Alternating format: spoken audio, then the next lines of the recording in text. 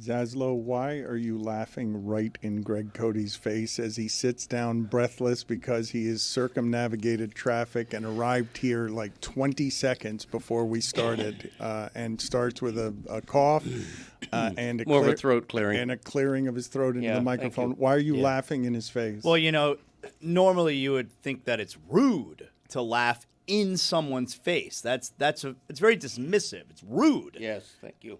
But hold on with the thank you. Sometimes it's deserved. Sometimes it's deserved. I mean, Greg, like we do a shadow show every day. You don't know that? Yeah, I'm in once or twice a week. But those once or twice a week, we always do shadow show, right? Sure. Yeah, I can't. Okay, this is directed down at you. I'm not sure where you live. I know where Dan lives, okay, and I know where he does his show. It's a veiled threat. All right, listen here. If you build a shack next to a railroad track, you can't complain about the lonesome whistle, okay? Mm-hmm. You build a studio in downtown Miami, the worst traffic city in America, and expect people to drive here through rush hour. And, you can't complain about the lonesome whistle. Doesn't rush hour start at 8 a.m.? No, it's gotten earlier. Oh, no. At 6:30 in the morning at this point. I know traffic is thick, but I would not even call that rush hour. That's not our rush hour. Our rush hour in Miami, it's like 6 a.m. to 10 a.m. Okay, It's none of this is the reason that Zaslow was laughing, okay? And none of this, as he gets off his lonesome whistle line, has anything to do with the specifics of why Zaslow was laughing. This is why Zaslow was laughing. Greg comes in here and he says, doesn't the show start at 9? And I'm like, we've been starting. This is the sentence that made Zaslow laugh. We've been starting at 8:55 for over a year. Yeah. Who keeps track of that minutia? It's true. Radio people. I don't have the bandwidth for all the details. I don't want to belabor it. I need a staff. No. But, we're doing the best we can. Pedaling as fast as we can on a small one-man bike. Again with a weird saying. Just that kind of thing, He's so good at this that he doesn't have to worry about what time things start. Yeah. He'll do it on his own time. He'll do it his own way, and the rest of us will get used to it. There will never be any consequences, except that occasionally he'll get rage because he's 0-4 in all of his competitions around here. Yeah, okay. And there will be no more of those. In Greg's defense, I mean, look, Greg, you can't control the fact that normally it takes you 45 minutes to an hour to get here, and on a given day it might take 2.5 hours to get here because of other people's driving, not your own. Jeremy is, if I could say more than 100%, I would. Although that's an annoyance of mine when people say, I gave 110%. No, you didn't. You're celebrating Jeremy, and I think that Jeremy was so eager to talk that he didn't hear the news that you had right before he spoke, which is you said you're not doing any more competitions. You announced publicly that you're out on doing any competitions here because you're winless. No, not because I'm winless, because I don't think that it's a fair playing field. Mm-hmm. And I mentioned this on my podcast, which came out yesterday. I think it's a predetermined result. Okay, I don't think it's not. I don't think there was any chance I had to win that soup. It's not. No, true. I don't have any evidence. It's not true. I was instructed to vote against you, and I went against that trend because they said we need to make sure that this is rigged so Greg loses on his birthday. Nobody so said extra that. Bad. No one said that. Okay, It was implied. My lawyer will depose Billy in case a lawsuit is brought. But no, I mean everybody knows it. There's a preconceived thing. All right, it was Greg's birthday. It's not true. It was Greg's birthday that day. Everybody figures they're going to let Greg win, and that was the zig, and you guys zagged, and everybody knew it. Have you ever thought about leaving your house earlier in the morning? No, because I leave my house damn early as it is. I leave my house between 7 and 7:15. Ridiculous.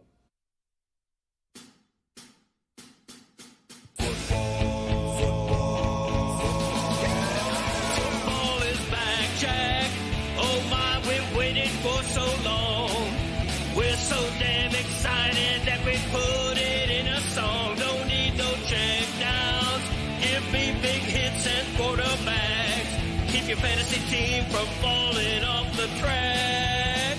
Football is back, Jack.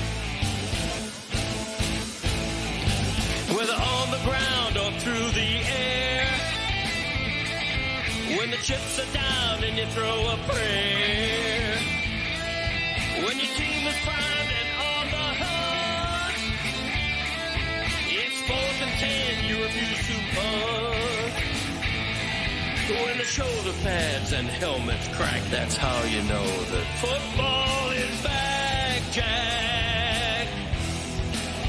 Let me hear you say, football is back, Jack.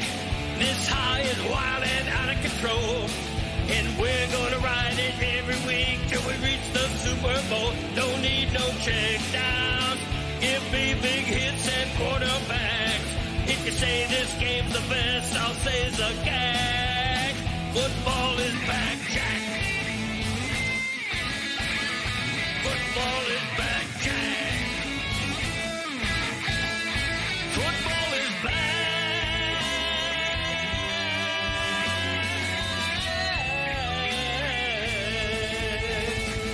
Football is back, Jack.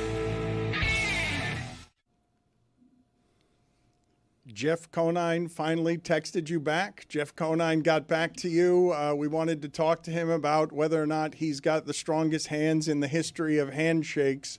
And it took us 2 or 3 days to reach him, FaceTime, an assortment of things. But we finally have closure on this. Chris, what did we find out about Jeff Conine's availability or lack of availability? On Friday, sent him a Zoom link with a text, hey, we'd love you to pop on right here. That just kind of went unanswered. And so right after the show, I'm like, all right, hey, you can respond just via text. Here's a couple questions. Did you enjoy your time with us? And do you remember how strong Mike Ryan's handshake was? So I have answers to both of those questions. Okay. First question, did you enjoy your time with us? He wrote, yes. There you go. I feel like that's a win for us. What enthusiasm! You guys thought he did not enjoy. I would say he was a tough book to read. Yeah, I don't agree, and maybe that's because I was sitting in the room here with Conine. Oh. I thought he enjoyed his time here. Maybe it came across different to you guys. Are you a teacher's pet? Like, what's your role here exactly? Just agree with everything that Dan says, shit all over Greg. Don't even start with me. Oh, wow. Don't even start we with had me. such a great time in It's this too room. early Jeff for this Conine's shit. not listening to you. He doesn't care if you think he had fun or not. It's too early for you to be pulling this shit. No, it really isn't. I agree with Billy. I mean, obviously you voted. You were the deciding. He got vote the memo against me. The soup. We're for back to the Fall soup. in line, yeah. Are you officially saying you're out on competitions? You're forever going to be winless around here in competitions because you're quitting the competitions because you think they're rigged, when I'm telling you they're not rigged. When I was singing you happy birthday, it's because I thought Zaslow was going to give you the gift of winning a competition that I didn't think you should win because Mike decided to make my favorite soup, and I'm sorry. He tilted the scales in his favor by making what is my favorite soup. I'd argue that the Thai coconut soup is the greatest of all the soups. Yeah. I'd argue that it's better than all of them. Did you taste the coconut? Here we go again with the coconut. No, I was just curious. But you're officially saying you're out on all competitions. Oh yeah, absolutely. Yeah, no question about it. We'll find one for you to do against Zaz. I doubt it. What is it that you're agreeing with Billy on, or are you just lining up against Zaslow? No, I'm not. Zaslow's role on the show is to line up against me. I get that. That's not true. Nobody's told me that. That's not true. All right. You all are painting me as somebody who's paranoid now. Okay, yeah, I'm making everything up. Okay. All right, the rest of this text. So I also wrote, do you remember how strong Mike Ryan's handshake was? His response, who is Mike Ryan? He followed up, I don't remember anyone having a memorable handshake. Classic Jim Larinaga. Oh, I told Mike this, and his response was, I don't remember his either. okay. So. All right. I'm glad we finally got to the bottom of that. A number of things that I wish to talk about from last night, okay, because a lot of people are talking about Tom Brady wearing a headset, and that's the most disastrous game Geno Smith's ever had. It's been 10 years since any quarterback had a game where they tried to throw down the field that much and didn't complete anything at all.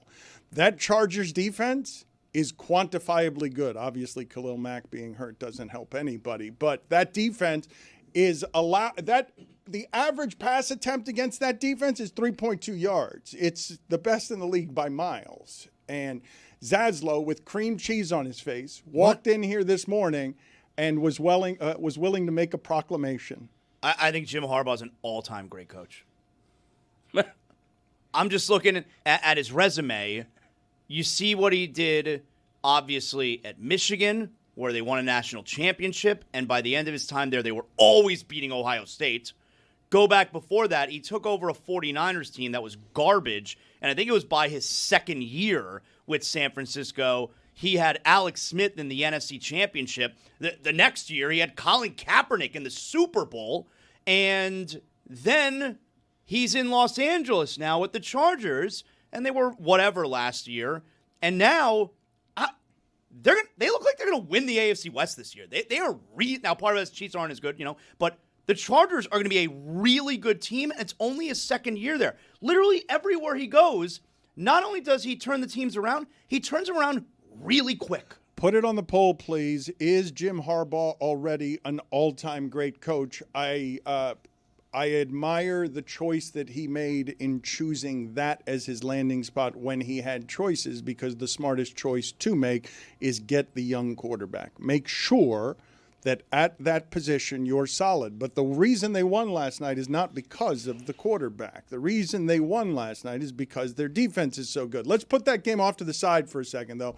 because we'll talk about the Brady elements of that in a moment. But now that Brady's no longer on the field, he at one time was consensus, don't leave him any time. If you leave him any time, you're going to lose the game. He's going to get down the field. Then he was replaced by Mahomes. Don't leave him any time. I'm wondering how close Baker Mayfield's now creeping into the conversation, and I want to examine for a second.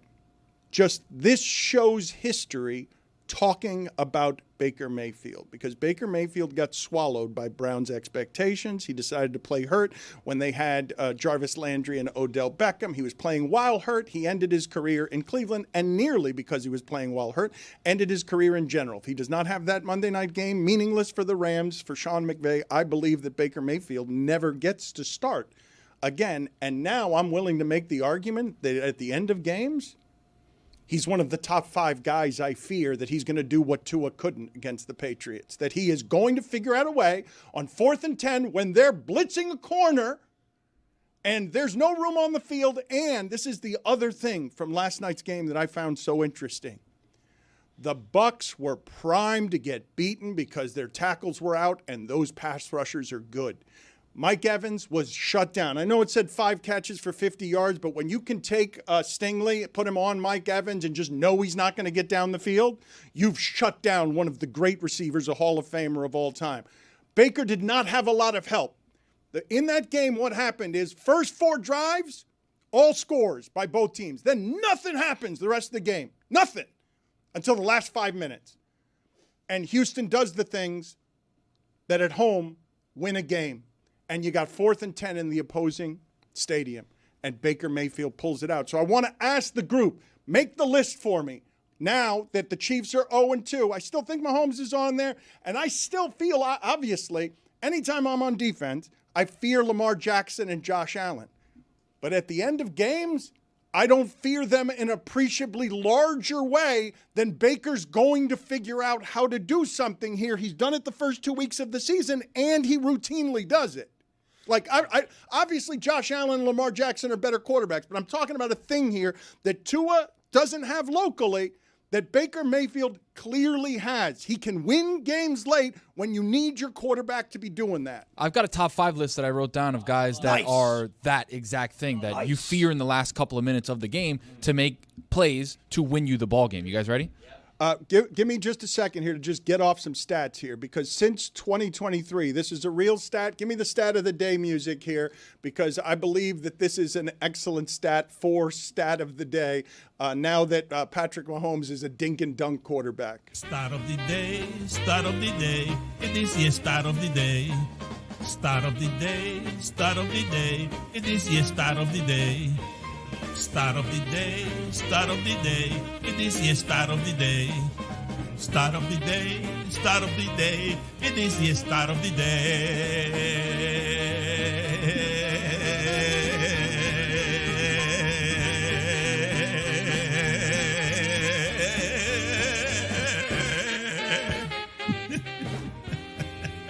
There's no way the Buccaneers should have won that game. Like, honest to God, you're on the road. The Texans are trying to avoid 0-2, And what I'm telling you, your main receivers getting shut down and your backup tackles are facing that pass rush. Here's the stat of the day. Games with 320-plus passing yards since 2023. Patrick Mahomes, 3. Jake Browning, 3.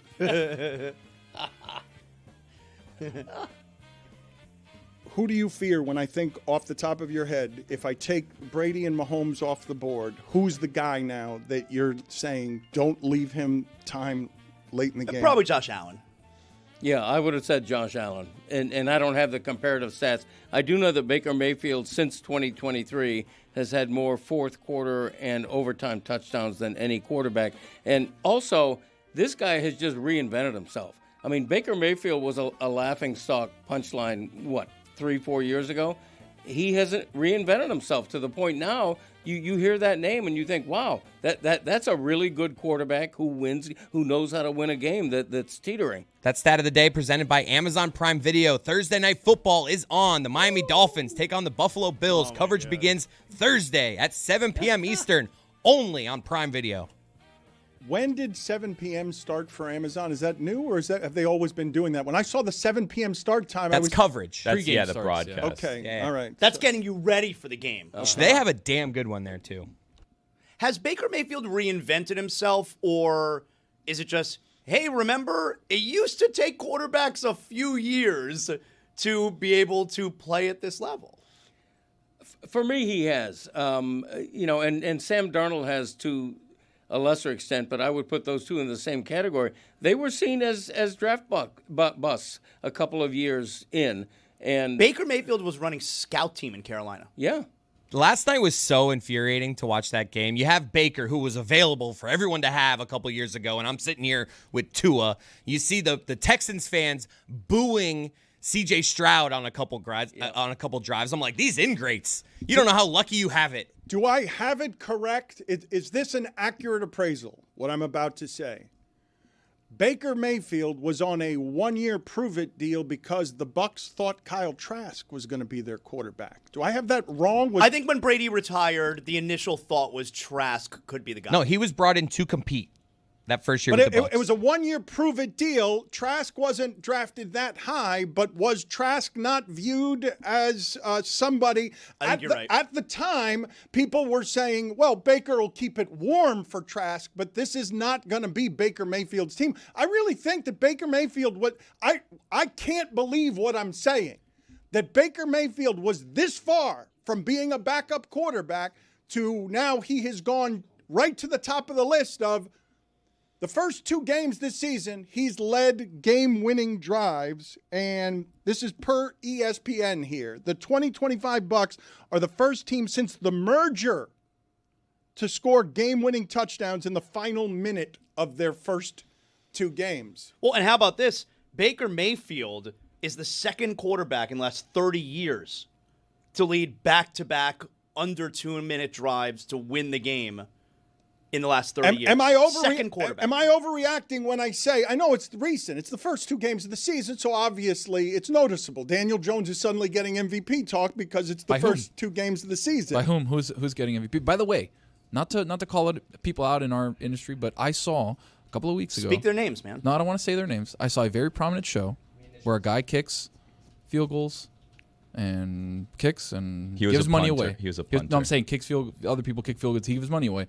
They had a topic on the show saying, is Daniel Jones the MVP? 2 weeks ago. I didn't like that. I think who do you think on College Game Day is watching you? No, and stealing nobody. your takes just out of curiosity. Nobody had. Because I know in the past you've accused Mina Kimes of doing such. So who on College Game Day is sitting around taking notes of your top Could five be a producer and stealing your feeding takes? talent. Could be. All of a sudden, PM has a topic. I have the picture of it. Pat McAfee is watching you to take your I don't say takes. him. Somebody could be. Pat McAfee has been saying since the beginning of the season that the Colts are going to win the Super Bowl. He's obviously every season in the tank for the Colts. Do you want to do your top 5 list now? Do we have OLIs? These are the guys you trust the most, quarterbacks you trust the most at the end of a game. Yes. All right. Any OLIs? Yes, one OLI.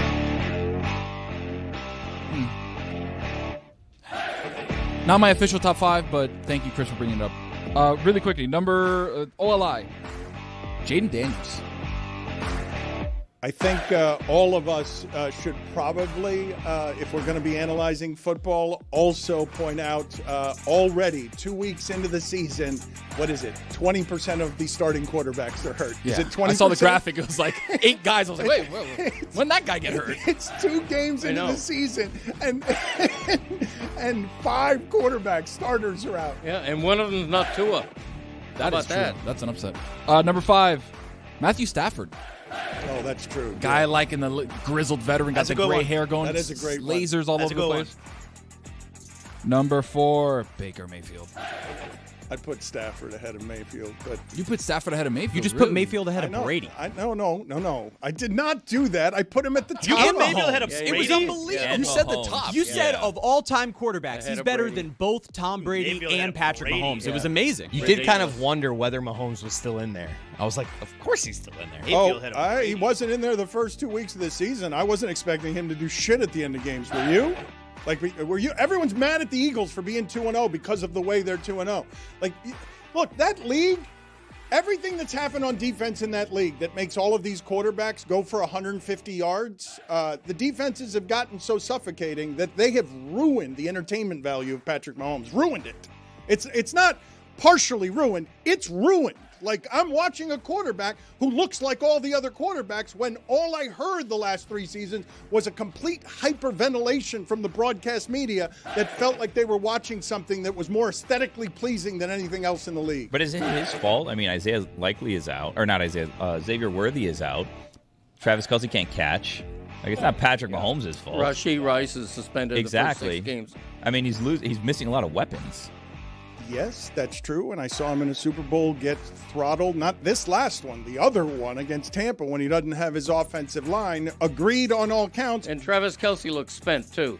He looks like he's more worried about his podcast than he is catching football. But he is a dink and dunk quarterback, and I don't believe that if Josh Allen and Lamar Jackson had, you mentioned Likely's out, I can have them lose guys, and they will have a variety of game. They would have a versatility required in today's game that might not make them look, again, as unaesthetically pleasing as what I'm watching from the Chiefs offense when what I was used to. Guys, you remember, you never bet against the Chiefs, no matter what the point spread was, and you assumed every game that they were going over 30 points. That team's dead.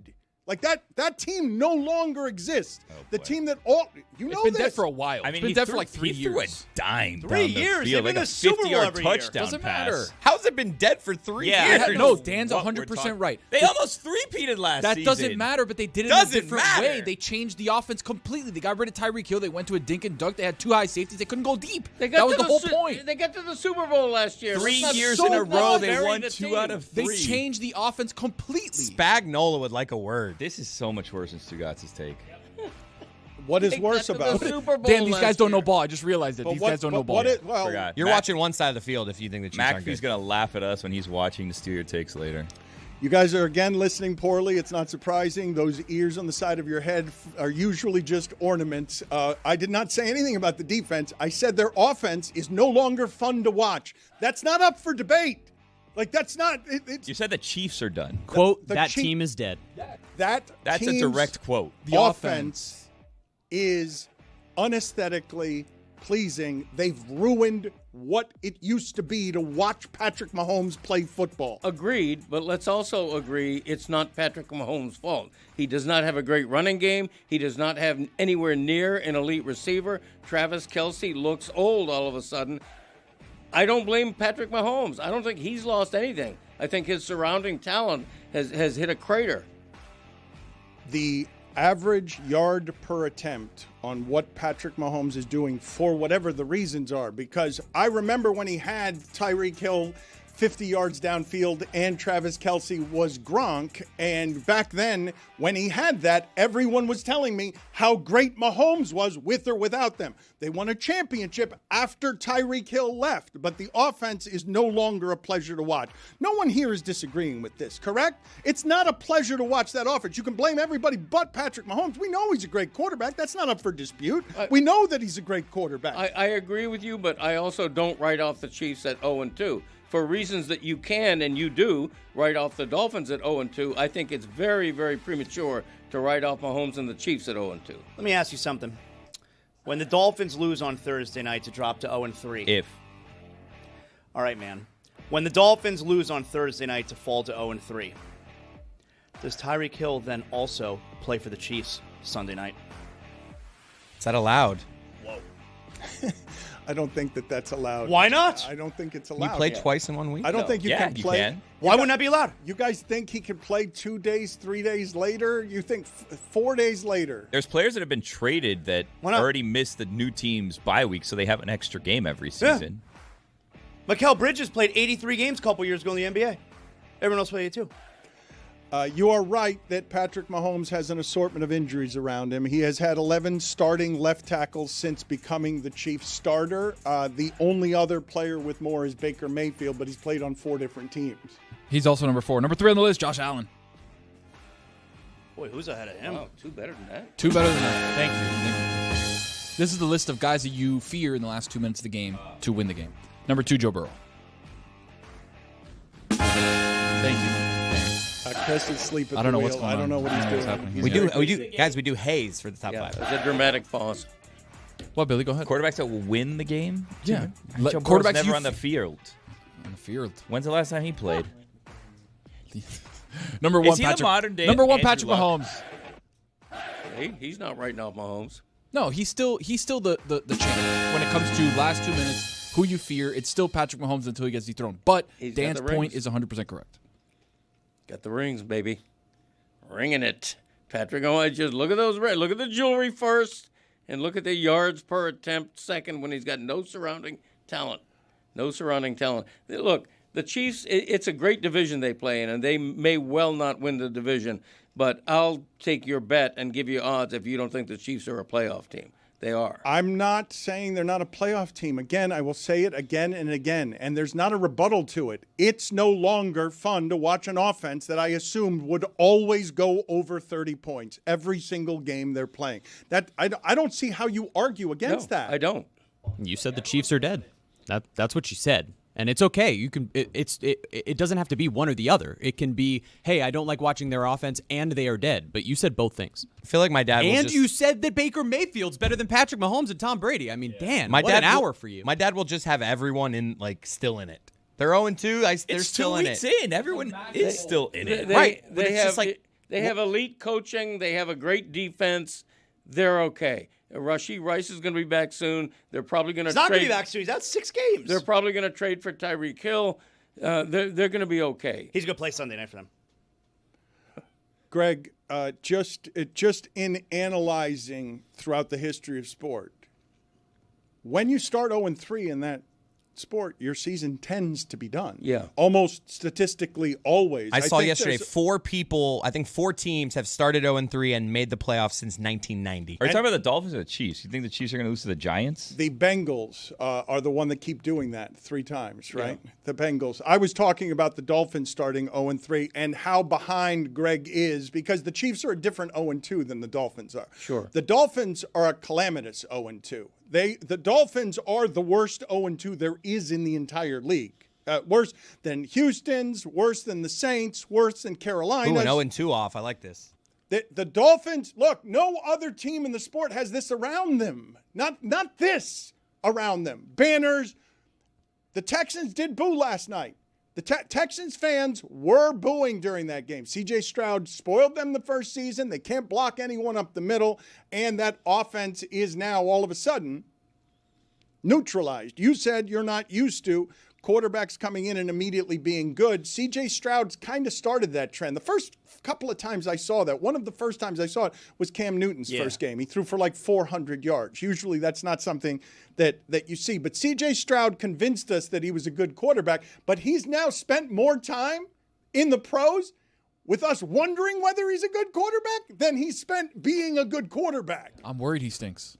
I'm going to say that out there. I'm just going to put that out there for everybody to think about. I'm worried he stinks. Because we've seen it before. Like, I know injuries played a role too, but Robert Griffin was amazing his first year. Rookie of the year. And, like, he didn't do anything after that, you know. We've seen some of these guys. Cam Newton was able to sustain it somewhat, but we've seen a few of them before Jaden Daniels. I see your Dolphins 0-2, and I raise you a Chicago Bears 0-2. That's a bad 0-2. They have embarrassing loss. Worst point differential than the Dolphins. And I would argue Houston, because they made the playoffs last year, their expectations were much higher than the Dolphins. Neither of those coaches are going to be fired after week 3 in a conversation. And Zaslow fired the McDaniel. Bears coach just yesterday. got hired, so he's not going to be fired. He's got a little slack. Andy Reid might be on the hot seat now, though. 0-2 as well. Yeah, since the Chiefs are dead. You mentioned, by the way, Zaslow, Cam Newton was okay after that. Yeah, he won MVP after that.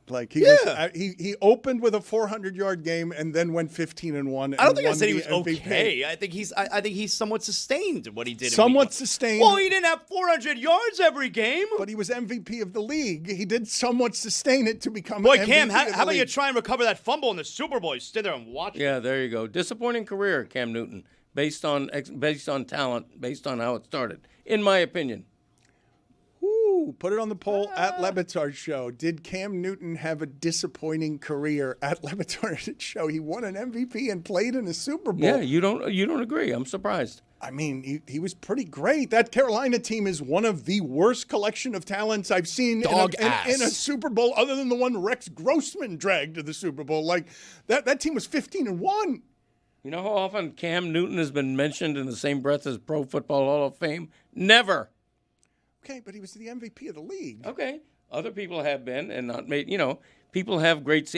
Washington had a kicker who was the MVP of the league. Okay, Mark Mosley's the same. What? What year was that? So Mark Mosley in '83. Just to be clear, even if Mark Mosley's watching this right now, he's like, "Where'd that come?" I think it was '82, the strike season. We should put up Cam Newton's career stats and Mark Mosley's career stats on the screen. Yeah. Mark Mosley's son would be like, "That's not true."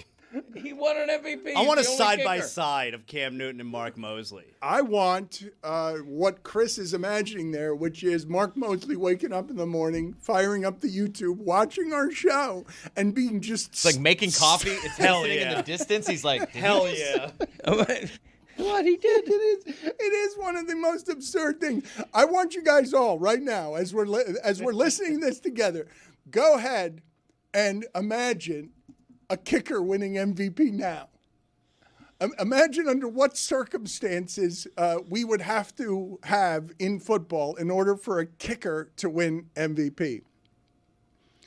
Are you guys in agreement that Dallas's kicker would have made that from 75 yards on Sunday? Dude's got a boot. That's crazy. Could have been 80. He's ridiculous. How is that a thing? He was kicking it from his own 45-yard line, and he made it easily.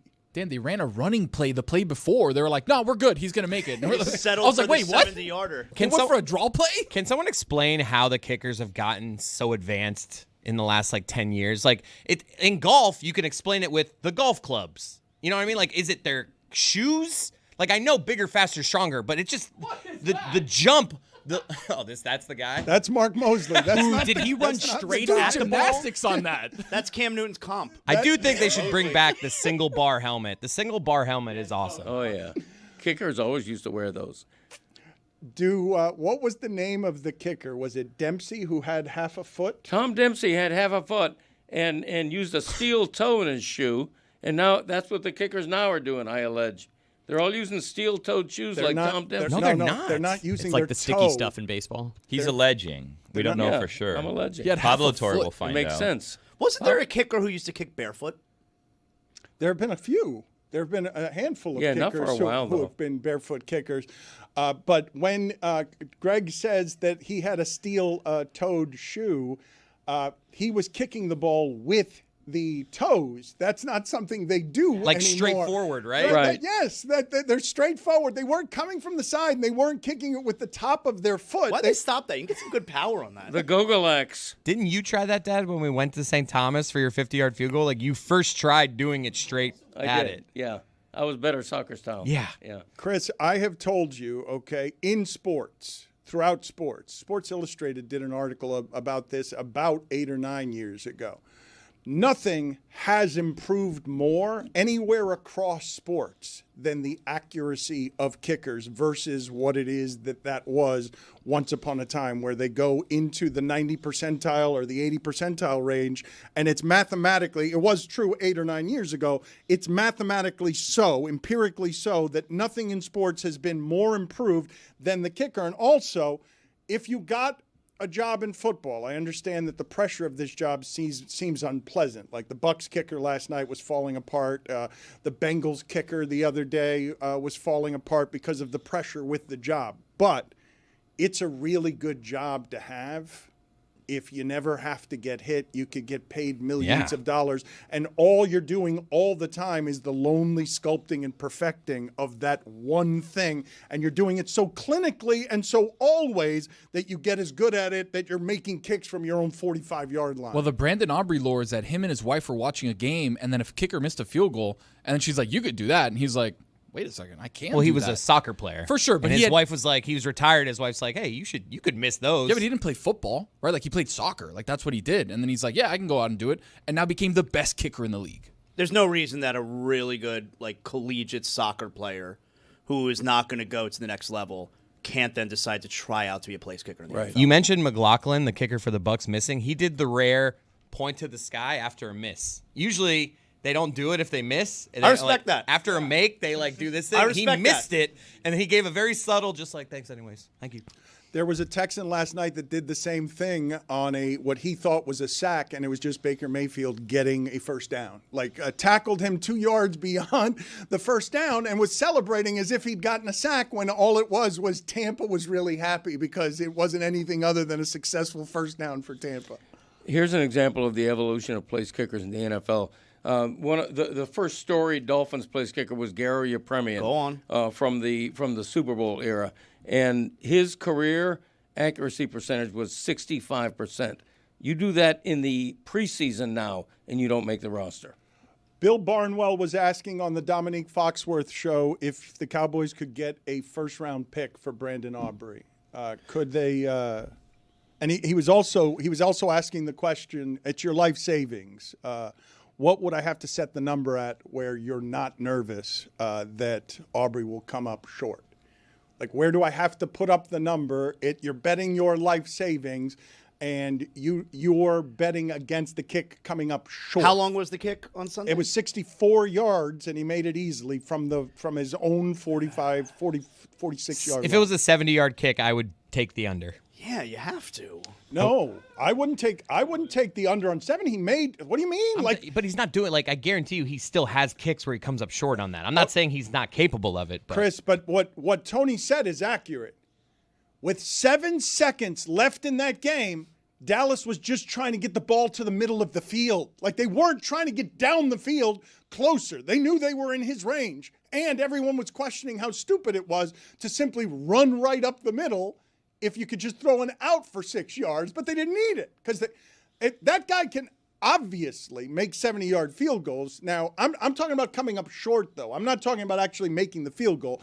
I'm saying he kicks the ball. You got to be right. It's your life savings. Where do I put the number where you're nervous that he's going to come up short? If he had to kick another 64-yarder, I'm still going to think he's going to come up short. If he kicks the ball from his own territory, even if it's his own 49, I would I would bet against him making But you that. did see how easily he made the Yes, 64-yarder. So from his own 49, it's a 67-yard field goal is what we're talking about. I'm with Dan, though. Dan's making you put your life savings on this. Guys, so you guys are being a little flippant with this. Guys, he was on his own 45. It wasn't the ball, but the ball was spotted. The ball, when it was held down for the kick, was at his own 45-yard line. That's where he kicked it from. Right, so it was a 65-yarder. Right, okay. Does anybody think longer field goals are good for the NFL, good for the sports watchability? I don't think field goals in general are good for the NFL. No, I don't either. I'd like to eliminate them altogether. And now we're seeing more of them. I'm serious when I said I think they should be shortening the posts. Not quite as thin as arena football was, but I mean, Dave Damashek came in and he wants an actual box that you got to kick. I'm not doing that, but I think the posts should be much closer together.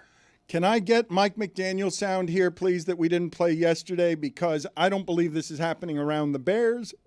I don't believe this is happening around the Saints. I don't believe this is happening around Carolina, where people are listening to the hometown coach and they're just tired of him yammering in circles. To win games, you have to win the game, not lose the game, honestly. And that is how you lose the game. You're moving the ball down the field. You're 1st and 10, and then you find yourself at 2nd and 20. That was critical. I'm glad he's being honest. So to win the game, you have to not lose the game. To win games, you have to win the game, not lose the game. He ain't wrong. Honestly. I mean, it is honest and it is true. I appreciate his honesty. Yeah. What is Big Mac saying? Have you guys checked in with Big Mac? Billy, have you checked in with Big Mac? Every time I come in through the carport, he gives me a thumbs down, and then I'm driving away, and he's just shouting at me how the Dolphins stink. Yeah, he's not happy with the current state of affairs. Big Mac's take of the day.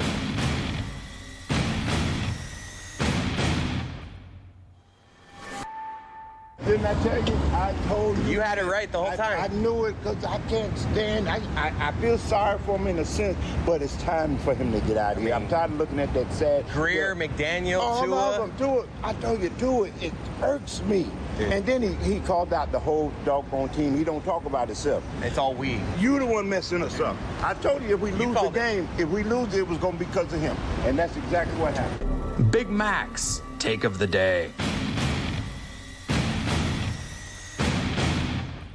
Just truth bombs in the local hour between McDaniel and Big Mac. No lies told here. We speak more honestly about the dumpster fire that is the Dolphins here than anyone in entertainment.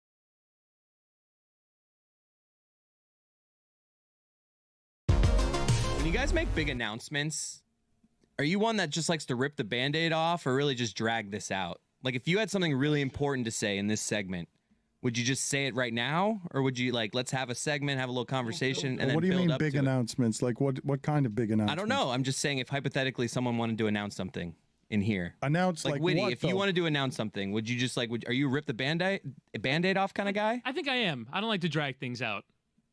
Get right to the point. Get right to the point. But why are you guys talking about big announcements? Because I just like to talk about life sometimes, and we all have big announcements to make sometimes. You never know. And I just like to see. I like to go around the room, get a feel for how people like audience. How do you like? We're gonna give a little 10 seconds of silence here, so everyone in the audience can say how they handle big announcements. All right, so audience, when you have a big announcement, are you a rip the Band-Aid type, or do you, slow burn? Shh.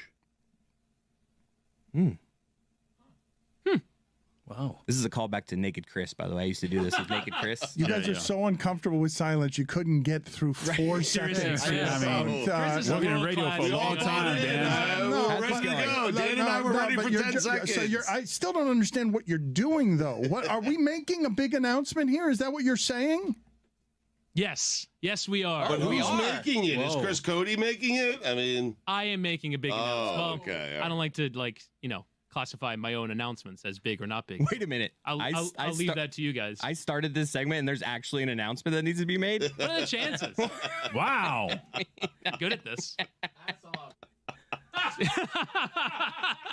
All right, so Witty's leaving. It was really poor acting. Spoiler alert. What the hell are you doing? Yeah, Chris Cody is correct. He has indeed broken my news. I will no longer be the executive producer of this program. I took over that job like a year and a half ago, but yeah, I will indeed be leaving that. And I have decided to commit fully to my play-by-play role, which I have recently begun with Apple. And I will no longer, well, I don't want to say no longer, because I'll still be around here at Meadowlark. We're working on a project that I will be a part of. But in terms of regular daily involvement on this show, that comes to a conclusion today. I'll still be around. Like, I think every once in a while, I'll still kind of. They're hugging you. Yes. Did you have a different way of doing this before Chris Cody got involved? No, I didn't write anything. I was going to say it just as awkwardly. Some people would argue that you presided over the single worst era of the Le Batard Show with Stugotz. And if that is... That was Andy King, year one. Oh, no. Not Andy's fault. Not Andy's fault. That's a stray. No. My fault and Dan's fault. Not Andy's fault. Okay? Or Andy King. All right. So I come in. It's our third, fault, then. not Andy King's. I said it. I come in third then. That's fine. But if that's on my tombstone, at the very least, I got to say, I work with you, tremendous group of people. I love you all. I will miss you all. Well, rank us. Hold on.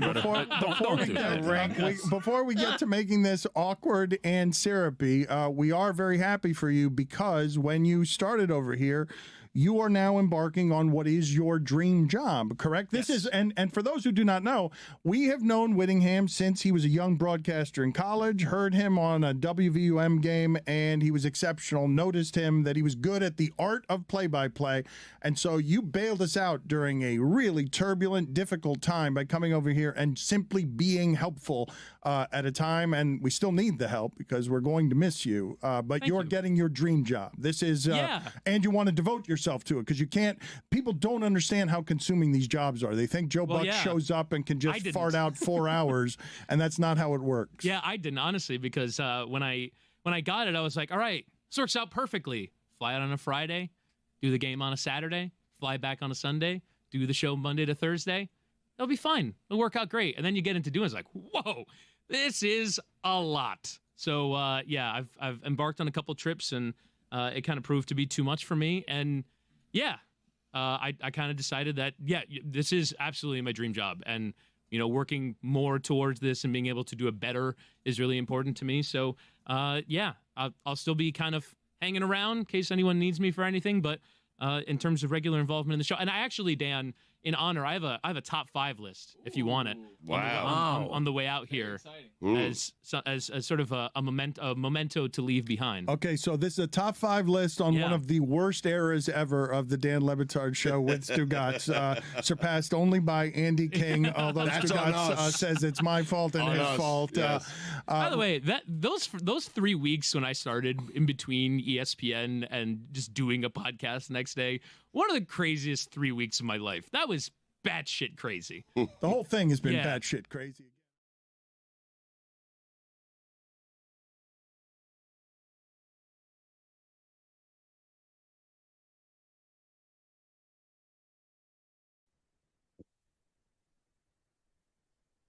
This episode of the Dan Le Batard Show is presented by DraftKings. DraftKings, the crown is yours.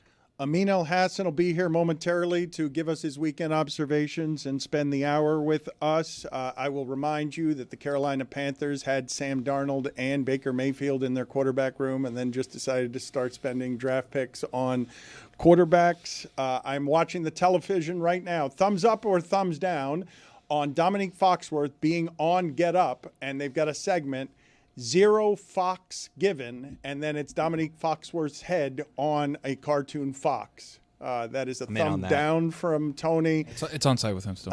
It's still on site with him. Okay, so you're biased. Yeah.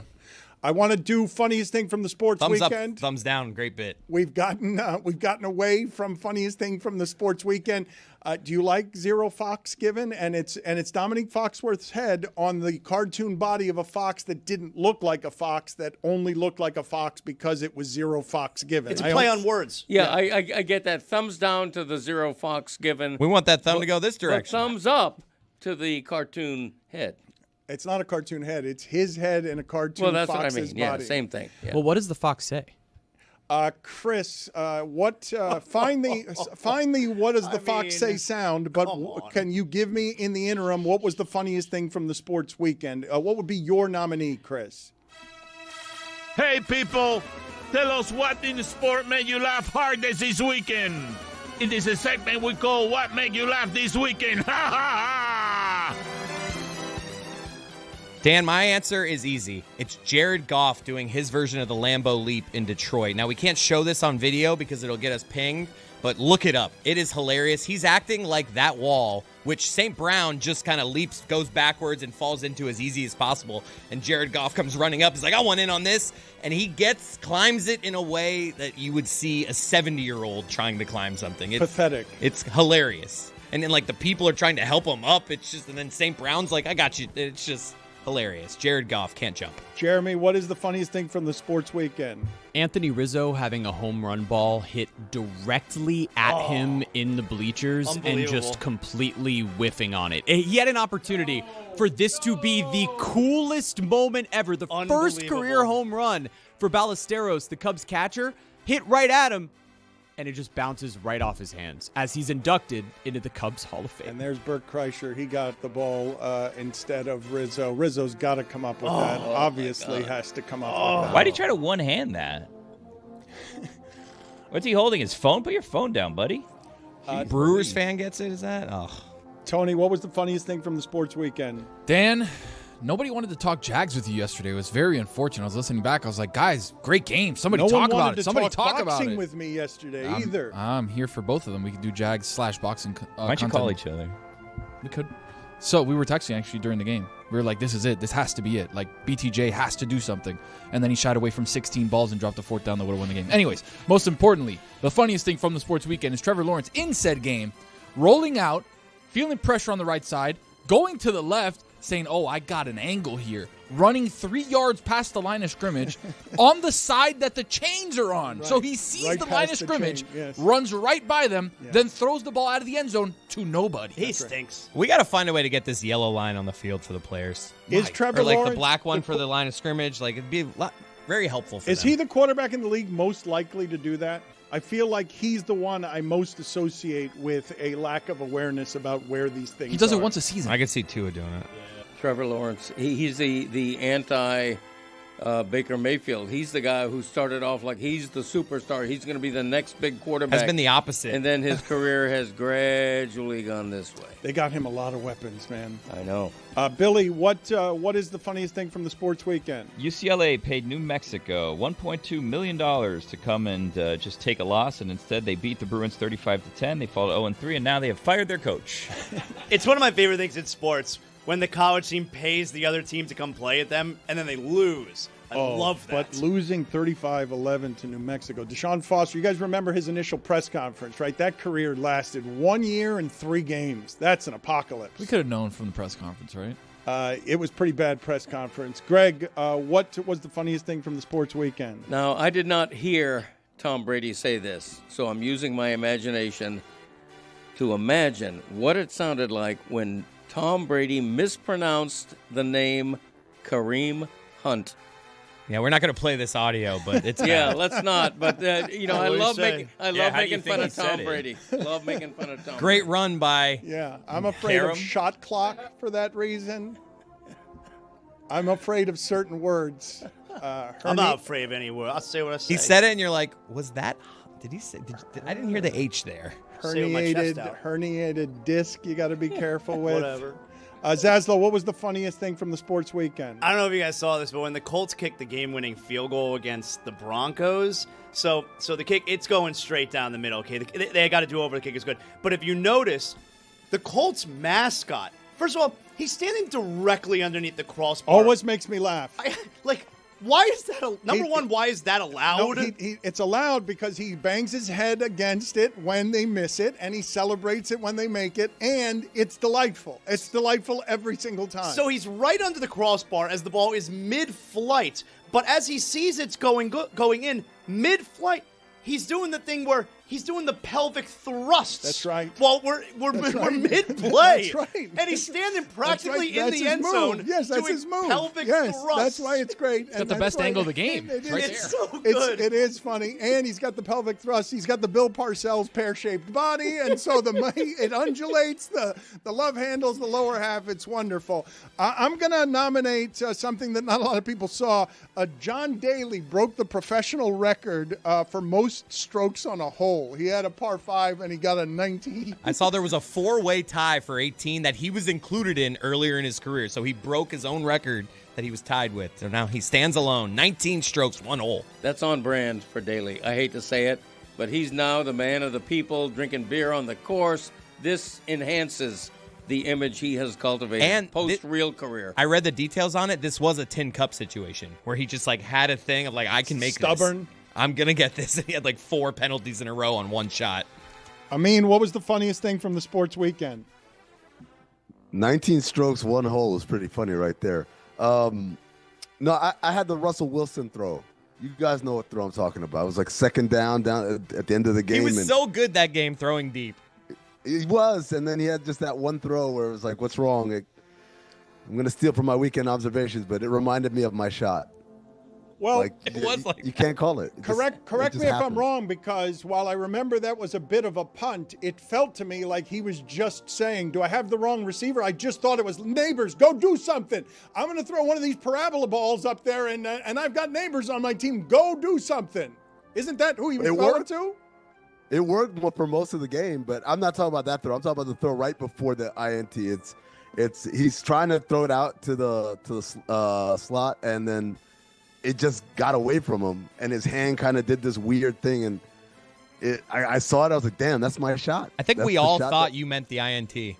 No, not the INT. The INT was that was a prayer. That wasn't funny. It was just sad the way it ended. But I'm talking about the play right before it, where they were second and long, because his hand kind of flopped when he tried to throw the ball. Can you turn down the circus music real quick so we can transition to more serious subject matter? If you have not seen Amin lately on Pablo Torre Finds Out, he's been kicking ass with David Sampson. And before we get into that story and before we get into Amin's weekend observation, since Jeremy mentioned it, can you just play What Does the Fox Say so that we can close the loop on that and just make fun of Stugotz's pronunciations?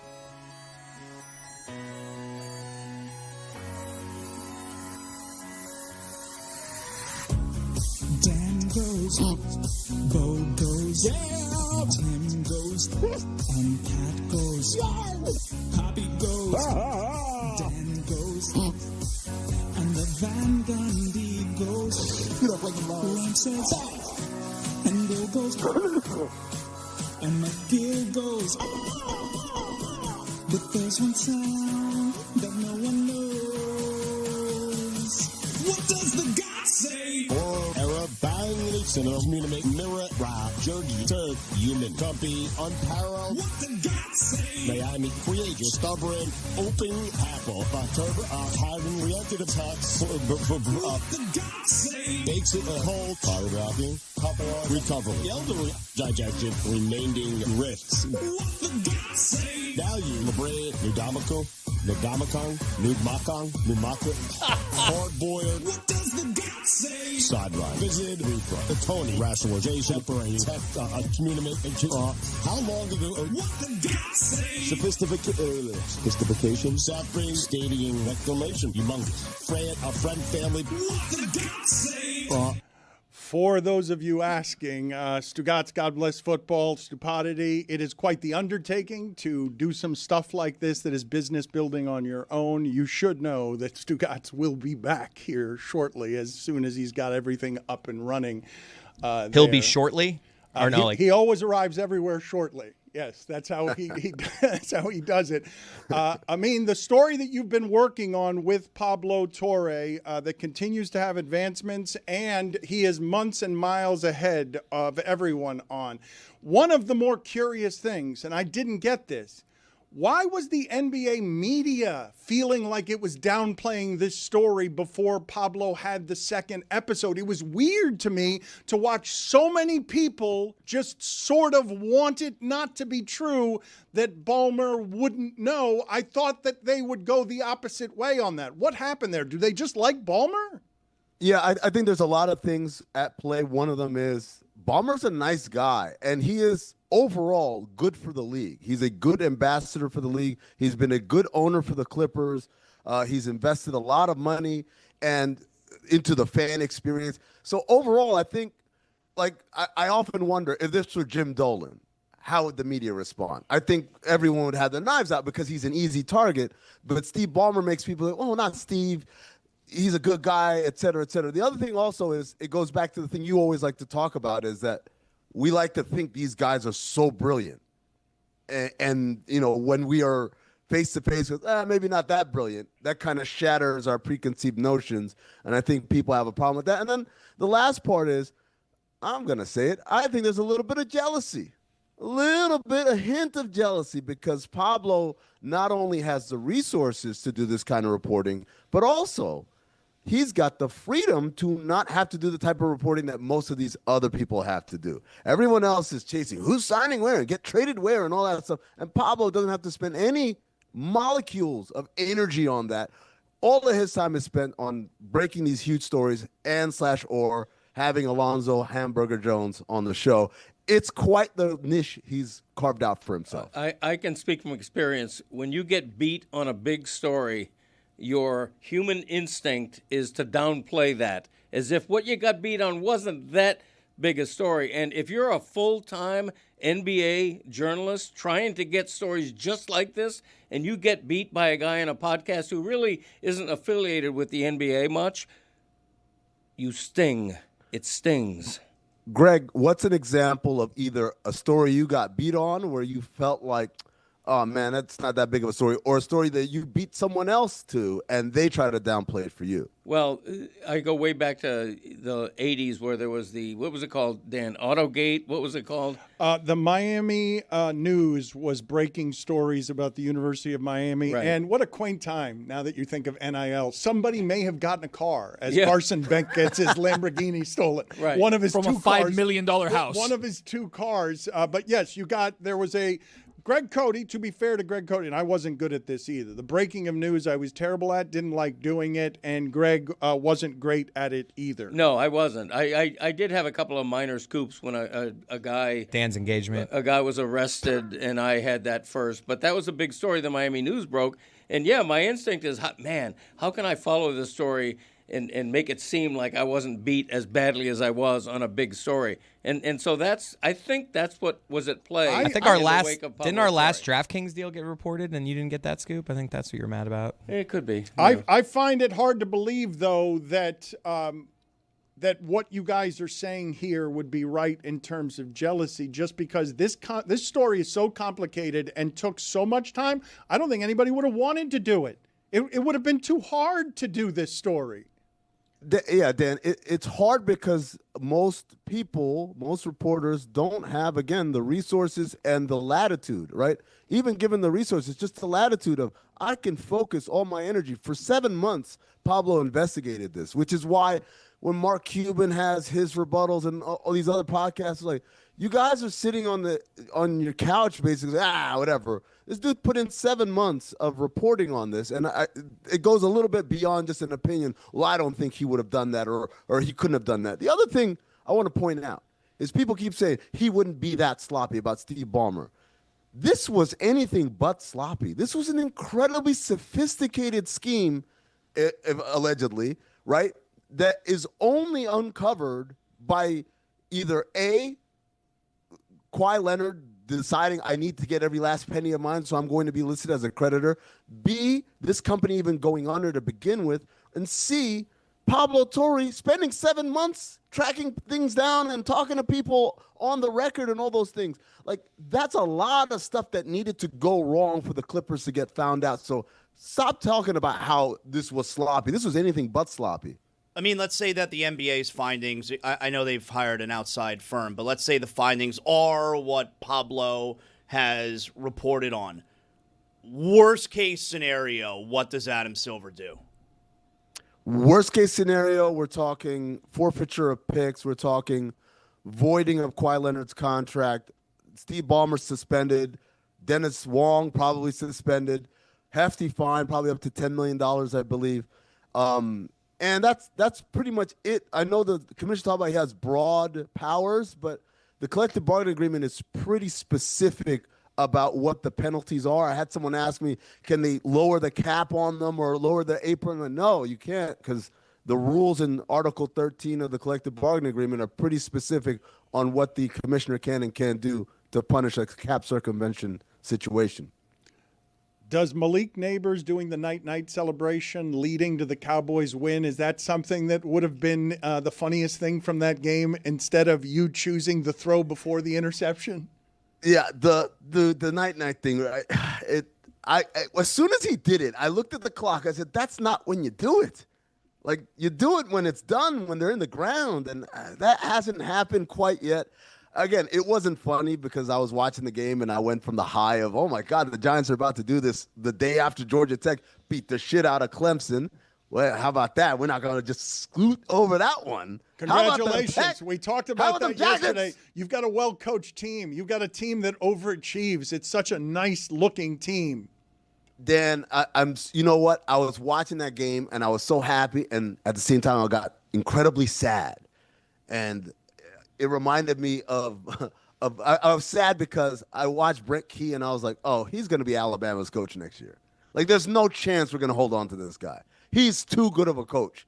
He's going to get a bigger job, probably Alabama, when they fire the jamoke that they have right now. But when I thought about the happiness and the sadness at the same time, it reminded me of my dad.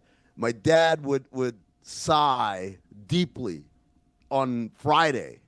And I'm like, Dad, what's wrong? He's like, Monday's like the day after tomorrow. Like, he was already looking forward to the disappointment of Monday on Friday coming home from work.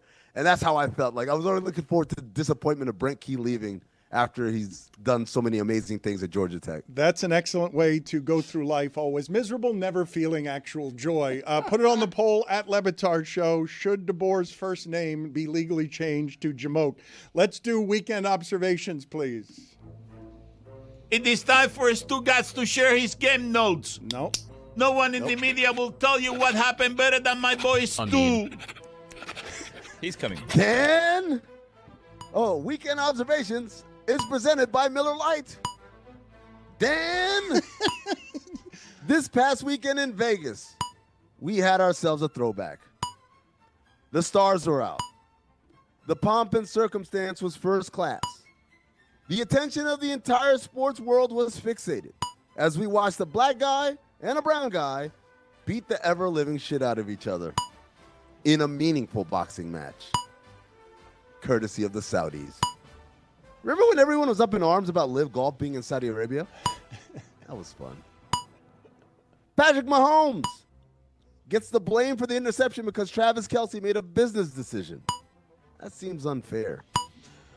There should be a different stat for when an interception is thrown because the receiver messed it up, right?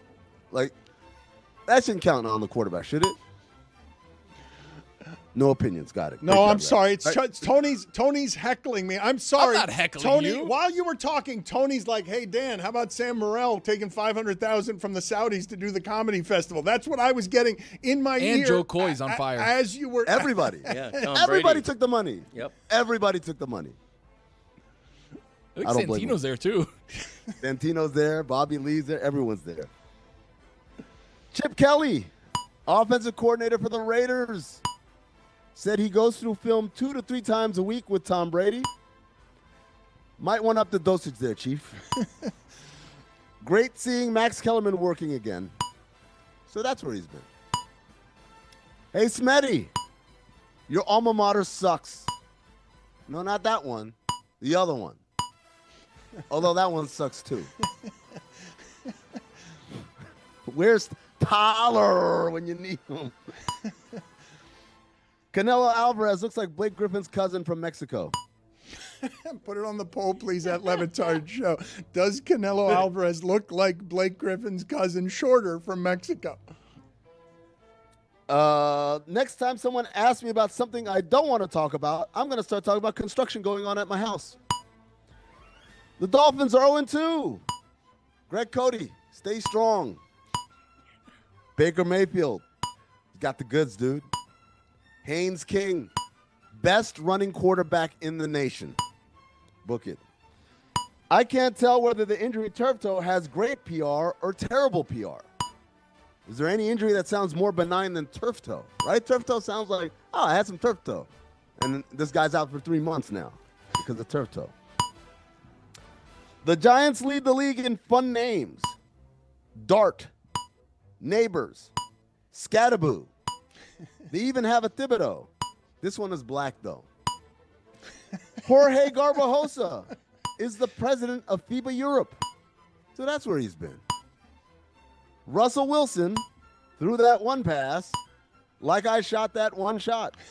You know both the pass and shot I'm talking about. Apparently not, though, because everyone acted like they never remember that pass. Okay. What's the Charlie Sheen doc?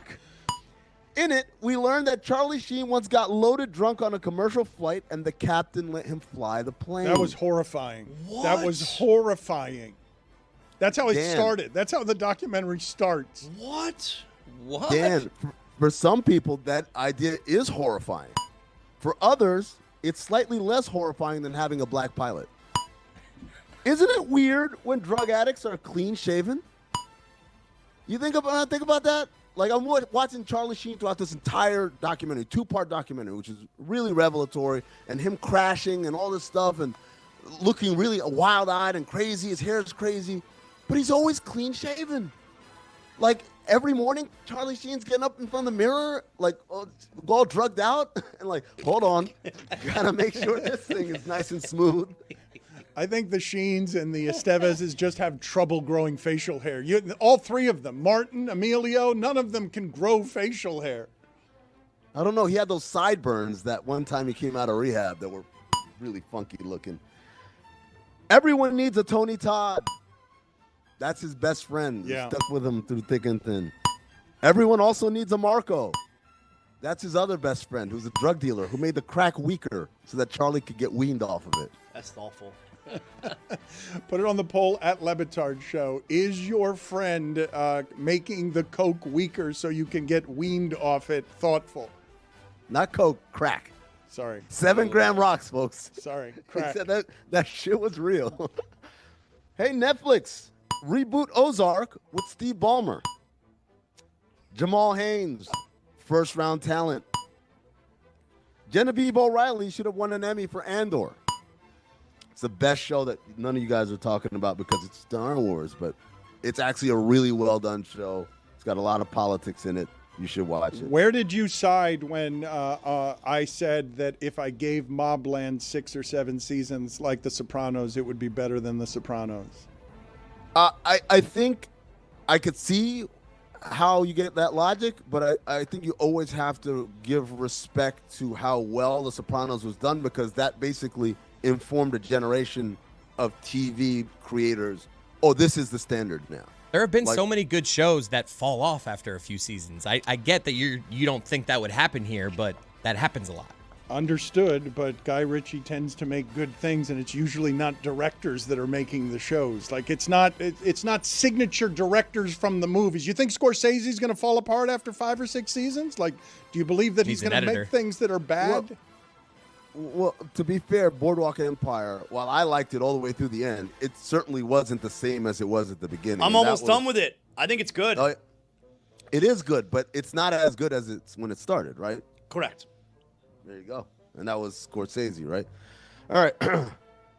The more Steve Ballmer, Mark Cuban, Andre Cherney, and the worldwide leader and anyone else deny the allegations, the more Pablo looks like the truth teller of the year. Halftime of Raiders-Chargers came after 11:30 p.m. Eastern. East Coast, how do y'all do it?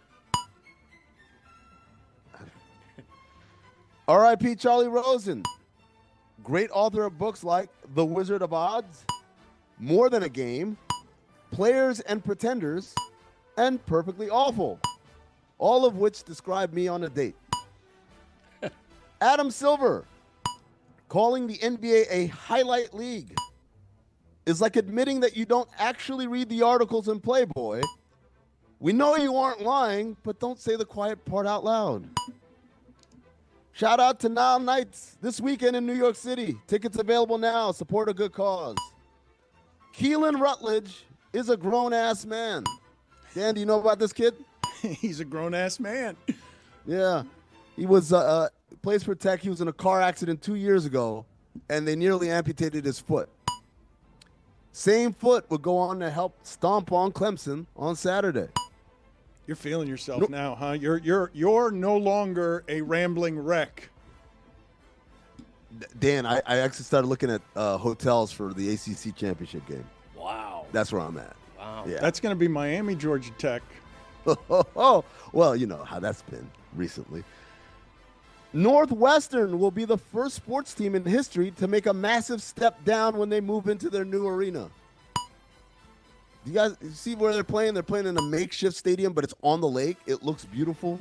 It looks picture perfect. Like it looks the surrounding like a area is gorgeous, but the stadium itself, those seats, no bounce house. Nah. George the Messiah in an Aura ad makes me want to call my agent and wonder where we went wrong. You guys know who George the Messiah is? Yep. Yeah. Scalabrini took that ass. Yeah, he did. Do you guys see he was in an ad during the Canelo fight for the Aura rings? And I was like, this guy's got an agent? When Scalabrini, have you talked to Scalabrini about taking him down in Rucker Park? It wasn't Rucker, West 4th Street. It was at West 4th. But, yeah, I talked to him briefly about it, yeah. This is a guy, for those of you who do not know, this is a guy who trash-talked and said he could take everyone down on the playground and that he could beat NBA players, and then Scalabrini just dusted him. He specifically said he would beat Scalabrini as call-out. Had no chance. None. That's why Tony has no chance against Amici. Oh, come on. Amici's like 80 at this point, isn't he? Guy hasn't touched the ball in 17 years. Come on. It's like riding a bike, Tony. Back to the Canelo Crawford fight. Some faces in the crowd. Stephen A. Smith looked like he got his shirt from Dan Flash's. Dave Chappelle looked like he was styled by the Incredible Hulk. I pray I never get buff enough where, like, sleeves are an impediment. Mark Anthony, button that shirt up. Angel Reese, yowza. Wilmer Valderrama. So that's where he's been. Macaulay Culkin, you still got them Oakleys? Mr. Beast, when is your 15 minutes up? Turki Al-Sheikh, let me hold $1. Dan, that was the conspicuously Saudi Arabian-looking gentleman sitting ringside and then entered the ring after the fight. The most important guy in the building. Most important guy in the building.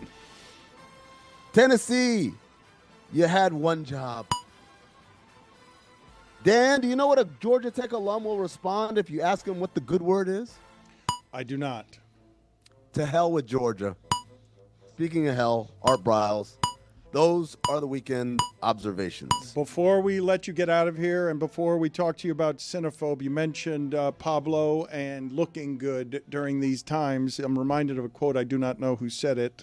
Quote, during times of universal deceit, telling the truth becomes a revolutionary act. What do you believe to be the most interesting thing of all the things that you and Samson have sat there for as Pablo surprises you again and again because he's unveiling his news to you guys from the entire macro of the story, not just surprises individually? What do you think is the most interesting thing?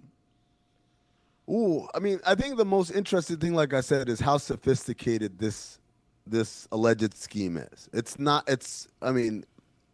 involves a corporate partner and shell companies and money's diverted and a no-show job. And it's like there's a lot of layers to this. And it pains me whenever people say, well, call me whenever they have the Joe Smith smoking gun. And I said, I mean, clearly they learned from the Joe Smith situation. Like, you can't have just a direct piece of paper, here's money, under the table. You've got to be more sophisticated. And I think, like I said earlier, they did a remarkable job, allegedly. And the only thing that basically undid them was the corporate partner being a huge scam. They couldn't have seen that coming. That Kawhi Leonard and his camp could not just let the last $7 million go. And that Pablo Torre exists, that he exists and he did all this work and dug and found all that out. But other than those three things happening, they would have got away with it scot-free. And I think that's something that a lot of people need to keep in mind. Also, the fact that the dude's daughter worked for the company, Dennis Wong's daughter, come on, man. She works hard. Come on. I mean, what's been the most enjoyable part for you, like as a bystander, watching all of it unfold? I think the most enjoyable part was watching, like, having recorded the episode already, but the episode didn't drop until Thursday. So watching people react to Adam Silver's press conference after the Board of Governors, and then making up all these kind of, well, I'm sure these explanations or whatever, and knowing, oh, no, you guys don't even know the next part where the vice chairman has a $2 million cash infusion into this crashing ship, right? And also, like, just that part, just finding out, oh, the money came from DEA 88, and that's registered under Dennis Wong, who owns 1% of the Clippers, the only percentage that Steve Ballmer doesn't own. Oh, yeah, he's his college roommate. Oh, yeah, he knew that the company was going down, or had to have known because his daughter worked there. All of that, having to sit and keep that to myself while people were like, yeah, I don't know about this reporting and all that. It was just so good. Good. One of the things we've been telling you guys around here is that in this time of individual creators, a lot of people around here are starting their own thing. Amin, for a long time, has had Cinephobe. It is a project, a labor of great love for him because it's different than anything else out there in terms of who's talking about movies where. What's coming up on Cinephobe, Amin? This week we have the 2007 movie War, featuring Jet Li and Jason Statham before he fully committed to shaving his head. So he still has like this weird peach fuzz on the top of his head. It is everything you want from an early 2000s action movie. The kind of action movies that don't exist anymore. I kind of miss them, right? It's not about like quick cuts and slick hand-to-hand combat like John Wick. No. It's just big, dumb action. Get a gun, shoot a bunch of people, have Jet Li roundhouse kick someone. Great fun. We have not talked about Robert Redford passing away at 89 years old. I'm wondering if this is, when he dies, that if that time dies with him, that it's not even possible for someone to be a movie star like that anymore because of how fractured things are and where it is you get things, some of them on television, some of them on your phone. Do I have that wrong, that the movie star cannot be what Robert Redford was anymore? Do I have this incorrect? Yeah, I mean, it's harder for sure. Like, who even has a chance of being that? Timothy Chalamet. Chalamet is the argument. Is DiCaprio too old for me to put in that argument? No, DiCaprio's he's sort of the same ushered in. I'm talking about next. I'm talking Sydney about Sweeney. Yeah. No? I said, yeah. See you later. I mean, good talking to you. Thank you. Did you guys see the numbers that Netflix put out on Canelo and Crawford? No. 41 million they claim. No, they claim. Million what? No way. What do you mean no way? What do you mean no way? No, 41 million viewers. I don't believe that. I can't believe that. Would you believe it when I tell you that Jake Paul and Tyson did 108 million? Yeah, because Jake Paul's the face of boxing. Wait a minute, you guys, you are sitting here saying that you think that it's normal for Jake Paul to do 2.5 times what the best boxer in the world did against Canelo Alvarez? Is this them claiming that this is how many people TVs streamed it, or is this their math of people watched it? You know what I mean? Because I could have 10 people at my house watching one TV. We did. I was at the bachelor party, and there was 12 dudes huddled around the TV watching Canelo Crawford. That's why I'm wondering if they're doing some math of that's how many people watched, or that's how many sets were streaming the fight. I'm used to the narcissism you guys generally have, that if you haven't seen it, it's not important to anyone else. But there were a lot of people who were interested in this fight, and it still only drew a third as much as a circus carnival act. Somebody's going to it's being put together, right? Mayweather and Tyson. Like, we've turned boxing into the circus. The thing that's going to get numbers is the circus, because there aren't very many people in boxing right now fighting that the mainstream finds interesting. You've got to have boxers people care about. You've got to have, if it's not going to be giant punching power, it has to be either stories people care about or fighters people care about. And so that's what happens, right? The Mayweather-Tyson fight's going to happen, correct? Yeah, it's just like, at what point do you feel like the circus kind of runs out of gas? And it's like, Mayweather, okay, this is the last time we saw him was fight Logan Paul. Yeah, clearly never. It's all a scam. It's such a scam. And is boxing dead? Well, no, it's not dead. 41 million people allegedly just watched Canelo. When Canelo Alvarez fights, it's always pay-per-view monster. Always. And remind me, what's the other guy's name again? It's Terrence?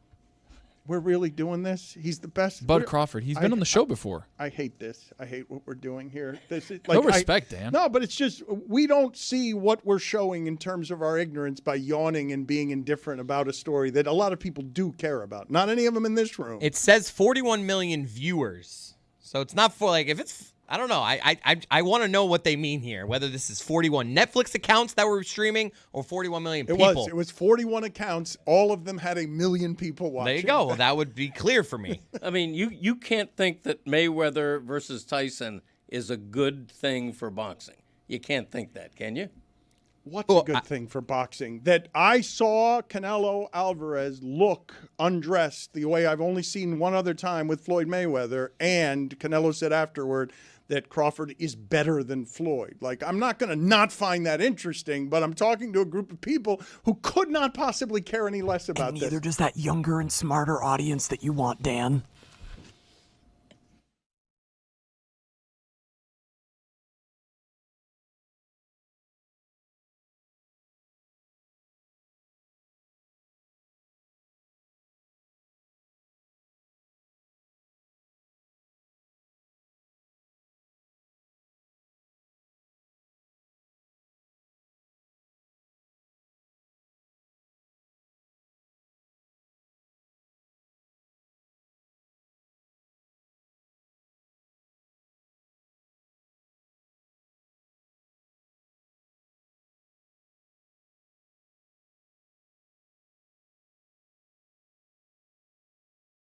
Prison at the end.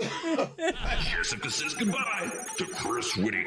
Jessica has compiled for us a list. I mean, because I don't want to say she is thrilled that Witty is gone. I would not allege such a thing. But there were sparks created in the tensions of Witty just generally being annoying and unusual, and I think being more comfortable than anybody in the history of our show showing everybody his weirdness is.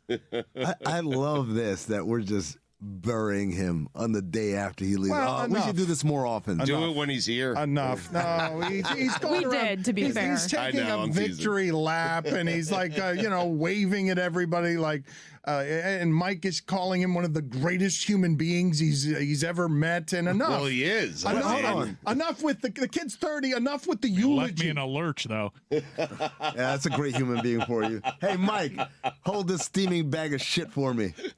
While I go blow up somewhere else. I have never heard someone describe themselves as a steaming bag of shit. Oh, wait, I'm not. What? You're in the middle of what we're doing. How do you get? How do you think we got steaming? We were just a bag of shit, and then you just got here, and the thing really caught fire. Top 5 weirdest things about Chris Whittingham. Is that what the list is? Well, I decided to make it the top 5 revelations that we learned about Witty over the last 2 years. He will be missed. Like you said, Dan, we often bickered on air because he could be very disagreeable and contrarian at times. And as a grumpy person, I tended to argue back with him constantly. OLI? Do we have OLI? We have one OLI. Because he gave us so many weirdnesses. And one of the things I truly loved about Witty, I do past tense there because I no longer love him. Yes, that's right. But he is alive, right? One of the things I loved about Witty is his great comfort. And yes, that's weird about me. You think it's weird, and I don't care that you think it's weird. Exactly. OLI. He wore 2 watches. No, he didn't. Yeah, I could never get over that one. Yeah, that's only an OLI because he revealed it to us 2 weeks ago. Apple sent him a watch when they hired him. The watch. And he decided to wear that on one wrist and his wrist watch on the other wrist. He says he's going to do it going forward, period, that he likes it as a stylistic choice. Of course he does. Number 5. Double bubble fucks him up. That's right. He ate his gum. He would swallow his gum every time. That didn't even make the list. I forgot about that one. Well, that's why it fucks him up. Well, wait a second. He would swallow every his piece gum? of gum he's ever had. He swallowed. He eats all his gum. That can't be healthy. But that's not even. That's why he says it fucks him up. But that's not what why. Jessica's saying. That's not why. The double bubble has so much sugar that it fucks him up. And it gives him a headache, and he can't eat double bubble. He revealed that on Mystery Crate last year during our candy draft. Maybe if he didn't eat it, to Mike's point. It's why it fucks him up. I think they're separate revelations, though. I screwed up. That should have been number 5. That he swallows all his gum. Oh, that is a ton of sugar, though, is it not? Double bubble is a specific burst of fireworks of sugar. It's awesome. More than most gum. I'm about to throw up. What is the best gum? None of them. They're all terrible. What? I hate What do you mean gum. by that? Bazooka. I hate No. Bazooka is my favorite gum. No, Bubblicious. Or what's the one with the juice in the inside? When you take a bite, it like the fruit. Gushers. The fruit Gushers. ones? There you That's go. not That's gum. not gum. That's not gum. I think that is Bubblicious. There's one that's a gum that there has- is something that has like a jelly in it. Yes, it's just a burst of extra syrupy sugar. Yeah. How about Big League Chew? Big I League love Chew's that. good. Nasty. But for Little 30 bag of Big seconds. League Chew. Everyone's, 30 seconds. everyone's Yeah, grandma 30 likes Big seconds. Red, right? Yeah. Big My grandma used to Red's eat good. cinnamon gum, and it would Yeah. burn the shit out of So, my tongue, when and I we would still eat it. When we traded for Shaq, the first game, he beckons me over. Shaq has this weird thing where he doesn't want to talk sometimes. Big Aristotle. So he just literally beckons me over with one finger. And I say, yeah, big fella, what do you need? And he goes, he points to his mouth and he goes, and I'm like, you want gum? Like, and he nods. I'm like, okay, so I go get the gum basket or whatever. He looks at it, he's like, what is this bullshit? I said, what? I need Big Red. I'm like, well, I didn't know. I've got this Orbit cinnamon one. She's like, no, I need Big Red. So I had to leave. We had a game. I left. I went to a gas station to go buy some Big Red, right? I come back.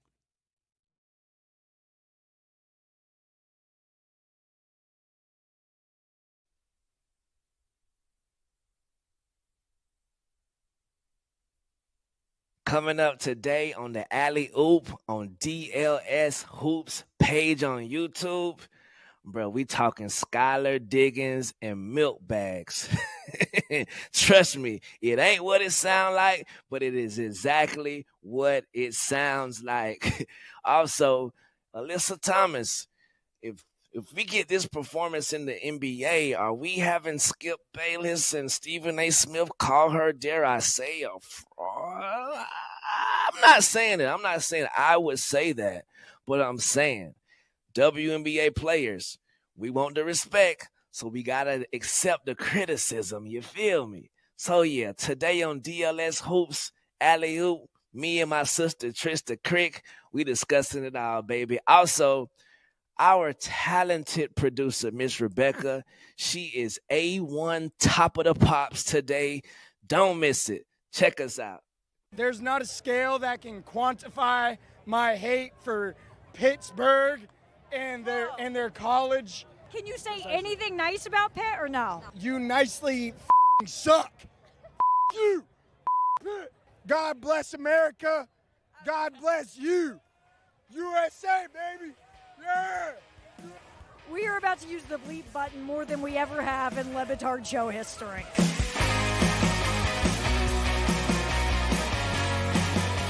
Hello, Dan. It's me, Lucy. And you know this because of the expense report. You have sent me to many college football games over the last few years, and I will tell you, no one tailgates quite like West Virginia. This might be the best tailgating we've ever seen. I am not being dramatic. It's up there with LSU. They do it right in front of the hospital, so it's easy access because that's how hard they go here at West Virginia. And let me tell you something, Dan, what I've learned today, they really hate Pitt. A lot. A lot. How much do you hate Pitt? On a scale of 1 to 10, it's 1,000, bro. We don't mess with Pitt around here. Kenny Pickett's a bum. We are WVU, baby. Come on. They're in a gut. Pittsburgh. They're the elbow of Pennsylvania. The elbow of Pennsylvania? They're the very bottom corner of Pennsylvania. Yeah. They're not even Philadelphia. They need to eat Eat Pitt. What have people been saying to you? Eat Pitt.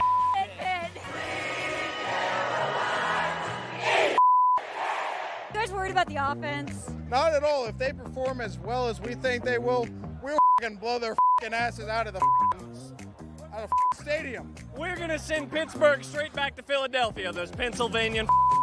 We could go 2-12 as long as we beat Pitt. That's all that matters. If they put you on the field, what position would you play?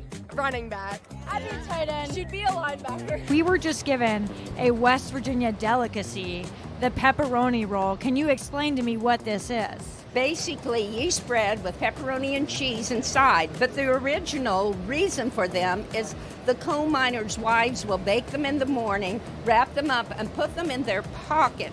That was the lunch. That's delicious. It's like a reverse pizza almost, but it's really good.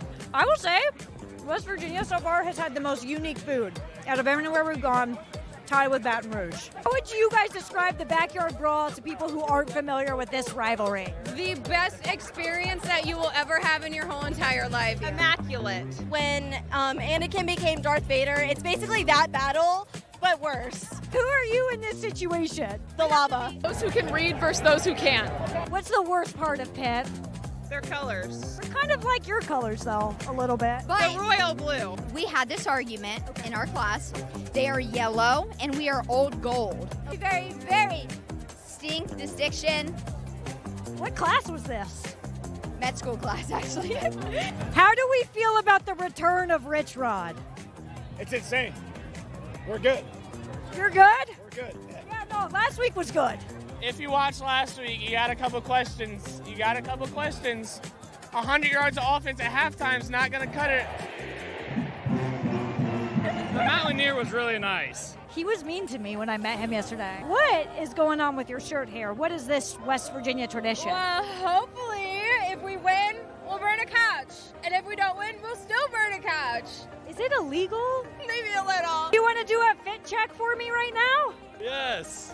You're an inspiration, you know? For the fits, fashion was nothing before me. Are you a fan of the show? Absolutely, yeah. I spotted you as I was walking down there. I was like, holy shit, there's Lucy. Look at that. Do you want to say anything to the show? Huh?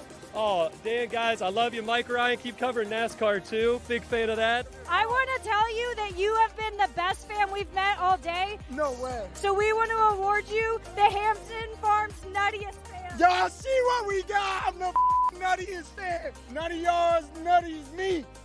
Thank you so much, Hampton's Farms. Today's trip was brought to you by Hampton Farms. Get nutty with Hampton Farms, the official snack nut of the tailgate.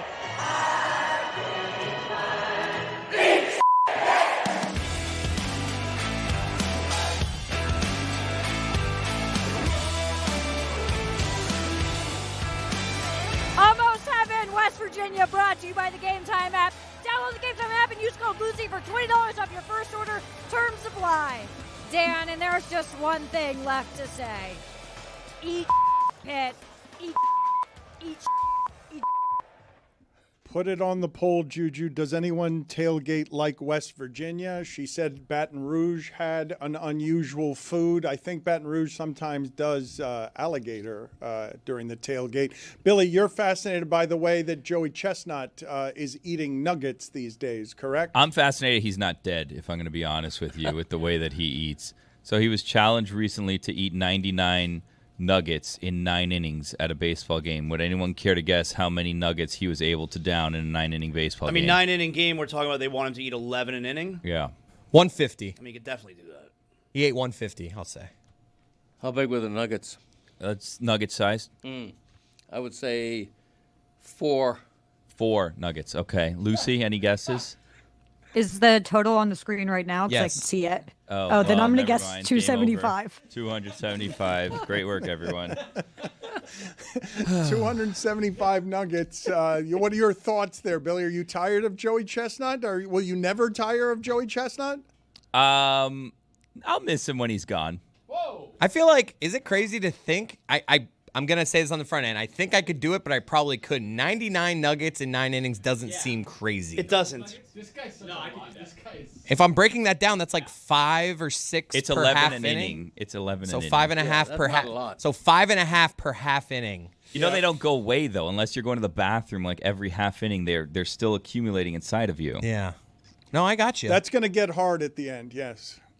Lucy, why is West Virginia and Baton Rouge, why are they equal when it comes to weird tailgating? Those people are crazy. And I mean it in the nicest way possible. They're literally insane. That was a tailgate that we actually saw very little of because it was so insane that we were like swarmed by people everywhere we went who just wanted to talk about how much they hated Pitt.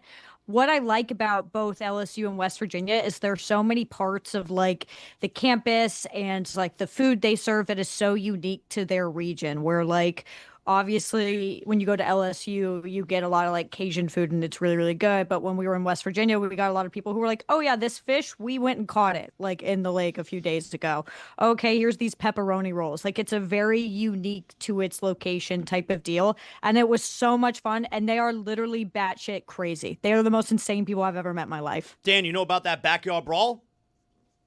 Yes. Oh, I was asking. That's it? That was the only question that you had? It's not even for Lucy. It's just for me? Lucy clearly knows. She was there. Yes. Look, fine, I'll ask her. I don't want to leave her out. Lucy, you know about that backyard brawl? I do know about the backyard brawl, yes. All right, there you go. What else was interesting or fun from your travels, and where are you headed this week? We're off this week. Guess who deserved a little break? Me. So see you guys in 2 weeks. What I loved about West Virginia that I think that most people didn't know is they have a cute little like train system that takes you around Morgantown. It's these little tiny like train cars called the PRT. It's really cool. How did you feel about Clemson losing to Georgia Tech, the Dabo experience? They might stink. It's about over, yes? Their offense is really bad. I was looking up some stats this morning. They're pretty comparable to Iowa. Like, they're pretty much the same football team right now, which is not something you want to be. Yeah, I think they're not a good football team at all. There are some concerns with the defense, although I think for the most part it's fine. But, like, offensively, Klubnik has not been good. They have no run game. It is just, like, it's a pretty bad football team, and it's the ACC, so like there's full possibility they could do exactly what they did last year and just win in a pretty easy conference and then make it to the playoff and sneak their way in through the conference championship game. But right now Clemson is not a good football team. But if I have any takeaway from that game, it's that Hanks King is probably the coolest person alive. I'm obsessed with him. I want them to take care of him because he might die if he keeps playing like this, but he is awesome. Lucy, what did you make of Brian Kelly and his exchange with the reporter after the Florida game asking about the offense? He apologized. Which I should note, he opened his press conference yesterday by apologizing privately and publicly to the gentleman. But what did you make of that whole exchange? I kind of thought it was a nothing burger. Like, that's not the first time a coach has snapped on a reporter. It certainly won't be the last time. Like, Brian Kelly is notoriously maybe not the coolest guy in the world, so like I don't know why everyone made a big deal out of it. I get his sort of logic of like, that's the first question after a game, we won, why don't you talk about how, DJ Lagway threw 5 interceptions, how good our defense is, blah blah blah. But for the most part, I whatever. Brian Kelly, not a nice guy. Whoa, who would have thought? I'm so surprised. Oh, no, you don't have to be surprised, and you don't have to make it a nothing burger, and you don't have to predict that it'll happen again, because it will, but I'll play it again even though he's apologized, because it's always great when one of these guys goes full arrogance on reporters. What are you seeing with your offense? Stop. Really? Is that the first question? We won the game 20-10. Try another question. What do you want me to tell you? I just laid it out for you. We played the game to win the game. We played the game to win the game. All right. How about third down then? What is going on with third down? It's one game. Last game, we were great on third down. You're looking at this from the wrong perspective. LSU won the football game. Won the game. I don't know what you want from me. What do you want? You want us to win 70-0 against Florida to keep you happy? No, I think people want to know why you can't run the ball, quite honestly. We can run the ball. Did you see the last play of the game? That's all you need. You just need one. There's a ridiculous questions. And I'm getting tired of it.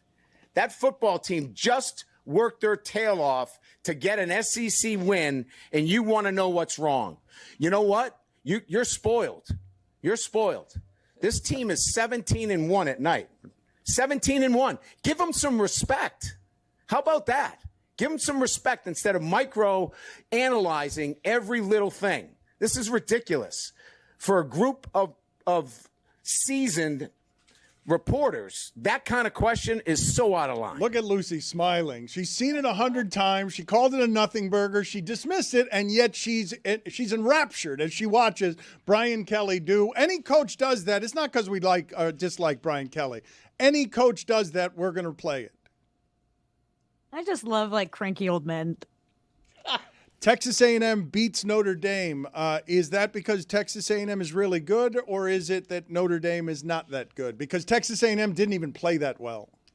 I think Texas A&M is good. That's what I took away from this. Notre Dame has issues. Obviously, when you lose, because of special teams issue, that's something that's concerning. I think their defense is not as good as it has been in previous years. I think you're very clearly seeing the change in coordinator there. They're still a good team. I know they're 0-2, but Miami, Texas A&M, that's really not a bad spot to be in right now. For Texas A&M on the other side, I think what the big question was this season was can you open up your offense? Can you get the passing game in there? And they went and they were really proactive in the portal with getting receivers, and you can tell. I think that's a really good football team. I think it is a team that is dynamic. And right now, if you look at the SEC, Texas looked really bad this weekend. Georgia's probably the team to beat right now, but you're still kind of questions about Alabama after that Florida State loss.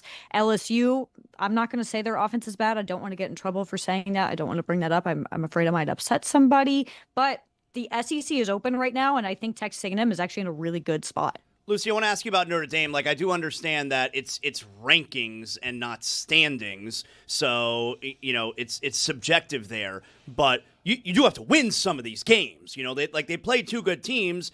They lost them both. They're still ranked. It's funny that she said Notre Dame's in a good spot. They've lost both the times they've played.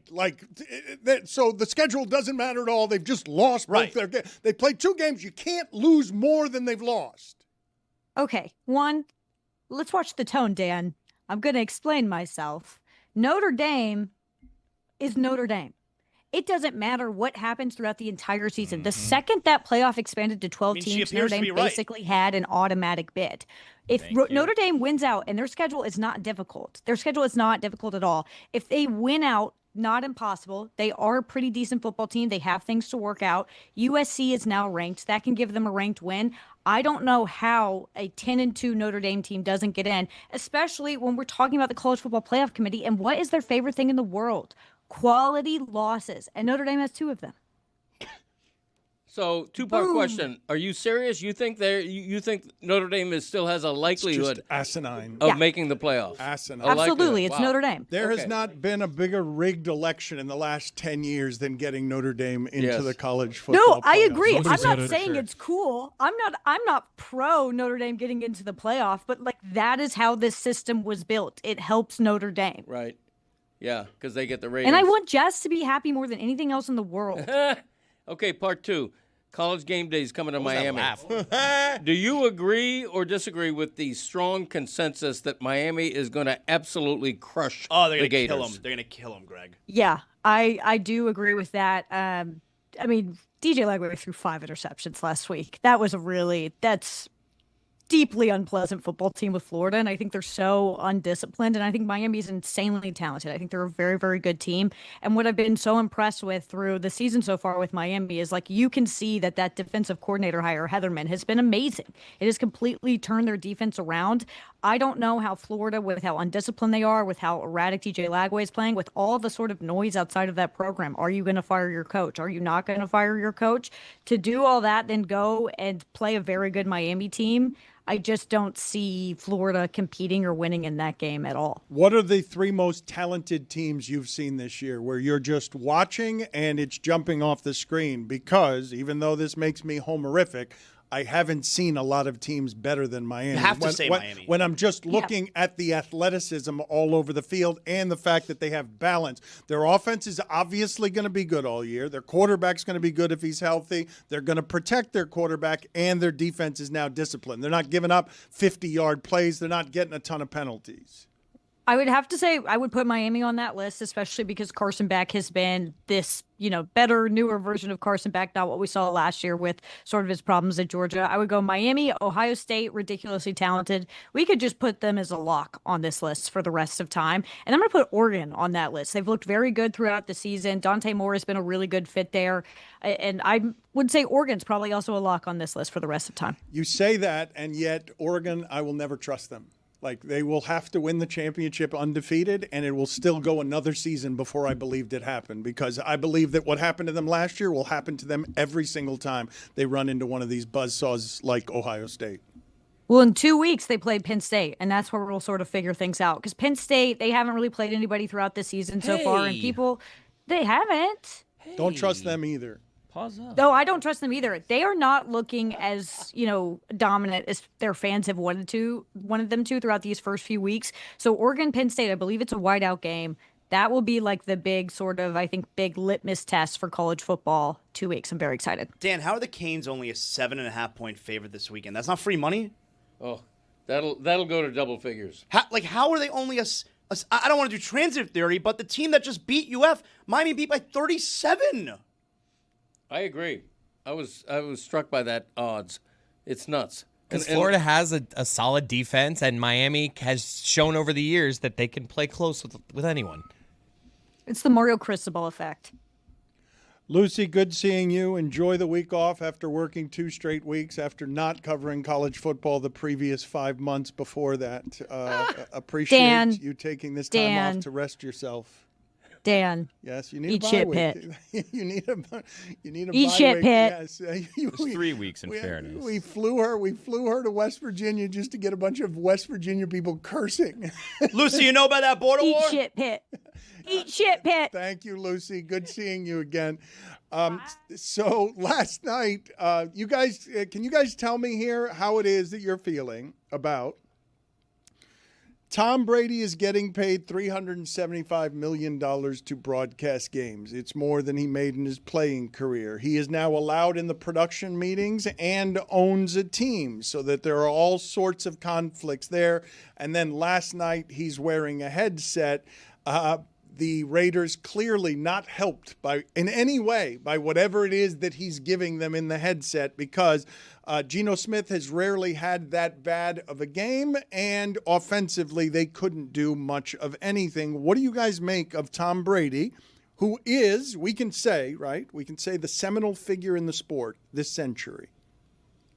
If you have to pick one, yes, it's Brady. So now he's got all access to everything that he wants. He can go anywhere. He's got ownership. He's in these production meetings when no one who's got ownership is allowed to be in this production meeting because he belongs. Like, can you imagine him being in a Chiefs production meeting where he's the Raiders owner? He's a partial owner of the Raiders, and now he's wearing a headset during games. What do you make of all of this? What a bad look for the NFL. They're allowing this guy to be both a quote-unquote journalist and an executive of a team that's playing other teams in the league. It's ridiculous. The only good thing they've done is he can't, in person, attend these production meetings. He has to do it by Zoom, supposedly, but he's still there to get whatever inside information is disseminated. It's just a bad look.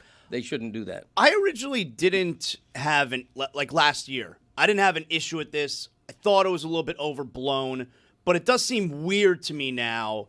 He's super involved with the Raiders. He talks to Chip Kelly several times a week. And I think Field Yates put it out on Twitter yesterday and made the point how, this coming weekend, Fox, he has the Bears, and the very next week, the Raiders are playing the Bears. I think just the solution is the coaches in these production meetings, hey, don't tell them anything. Yeah. You don't have to. And then it becomes Fox's problem where it's like, hey, this is your guy. They don't have to answer his questions. Maybe you need to rethink Tom Brady's your broadcaster, because if I'm the coach, I'm not telling you. Rethink the broadcaster? He's not a journalist. He's a color commentary person, and he is, by leaps and bounds, being paid more to do that job by what? Double, triple, quadruple? More than anyone's been paid to do any kind of job broadcasting sports. He's making how much more than the previous highest paid person? Right.